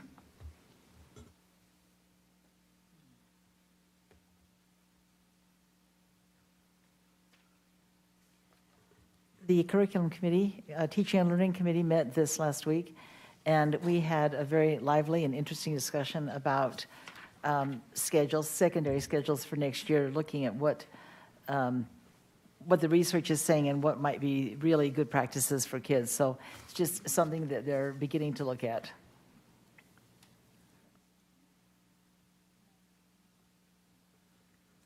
I just wanted to report from the legislative committee. I just would like to provide kudos to Rob and his staff, and we have a new intern coming on that will hopefully be really helpful as we work with the legislature. I would just like to bring up the points that we have several bills that really impact education this year. And so I am hopeful that we can have an influence there, and I would encourage parents to also be mindful of what's going on. I think particularly difficult are the bills that would possibly require us to make changes to our curriculum. I really think that curriculum should stay locally with school districts and that the legislature should not be involved in that. So anyway, we're working through some of those issues, but I guess just to let you know, that's a very active committee and we're at least meeting weekly, so there you go. I'm still working through my emails from last Thursday, so thank you to everybody for the patience, but I want to just say thank you. I received so many emails of parents saying, we know that it will be a hard adjustment, whether it's one whole day off, if it's an early day out, and then this is my favorite part, but we're willing to do whatever it is that will help our teachers. And so, parents, I just want to say thank you for that. I think it's a shift for everybody, but I think it's needed. And also just, I mean, thank you for being involved. It's a good problem when you spend your whole weekend watching movies and sending emails. And then the other thing I just wanted to share from my other hat, Amber posted about it on her page, but Utah PTA is doing like a Hollywood Walk of Fame star kind of thing. And so if you go to their Facebook page, there's like a little form you can send in. And they're trying to recognize as many teachers as are stars on the actual Walk of Fame. And so I just think that would be a really lovely way to recognize some of the people in our schools in maybe a more public manner. And also hoping that this recognition will show our legislators just how many amazing people we have in our schools. Anyone else? Yes, just to clarify on, if you remember that calendar, February 14th is a Teacher Professional Development Day. We are currently out of compliance with state statute on that. That statute is being reviewed. We have scheduled 1,400 of our teachers to receive letters training on that day. If that needs to be a remote learning day, then teachers will have the responsibility also to provide instruction on that day. So we will work through those challenges and provide that support necessary for teachers to be able to do that and still receive their training. The 22nd, I said the 14th. It's the 22nd, excuse me. People saying, 14th, where did that come from? There's been too many days that we've been talking about. It is the 22nd, yeah. Sorry for the panic that I caused out in the world there, but 22nd. I just want to see if Dr. Perkins would get out of his seat, and he did. So, Superintendent, and the bill that will correct that is House Bill 184, sponsored by Representative Moss. And we appreciate his work on that. I just want to say really quick how much I appreciate all of the thoughts and comments and reaching out that parents and teachers have done over the last week or so. It took a long time to read all those comments, but thank you for letting us know your thoughts. I think that we make good decisions when we have everybody's input and everybody's thoughts and we're able to think of all the different possibilities. So thank you for everybody who commented online and sent us emails and came to meetings. We appreciate the time that takes you and your thoughts. Thanks. I'm still coming down from February 14th because I'm excited to sub that day. It's my favorite day of the year.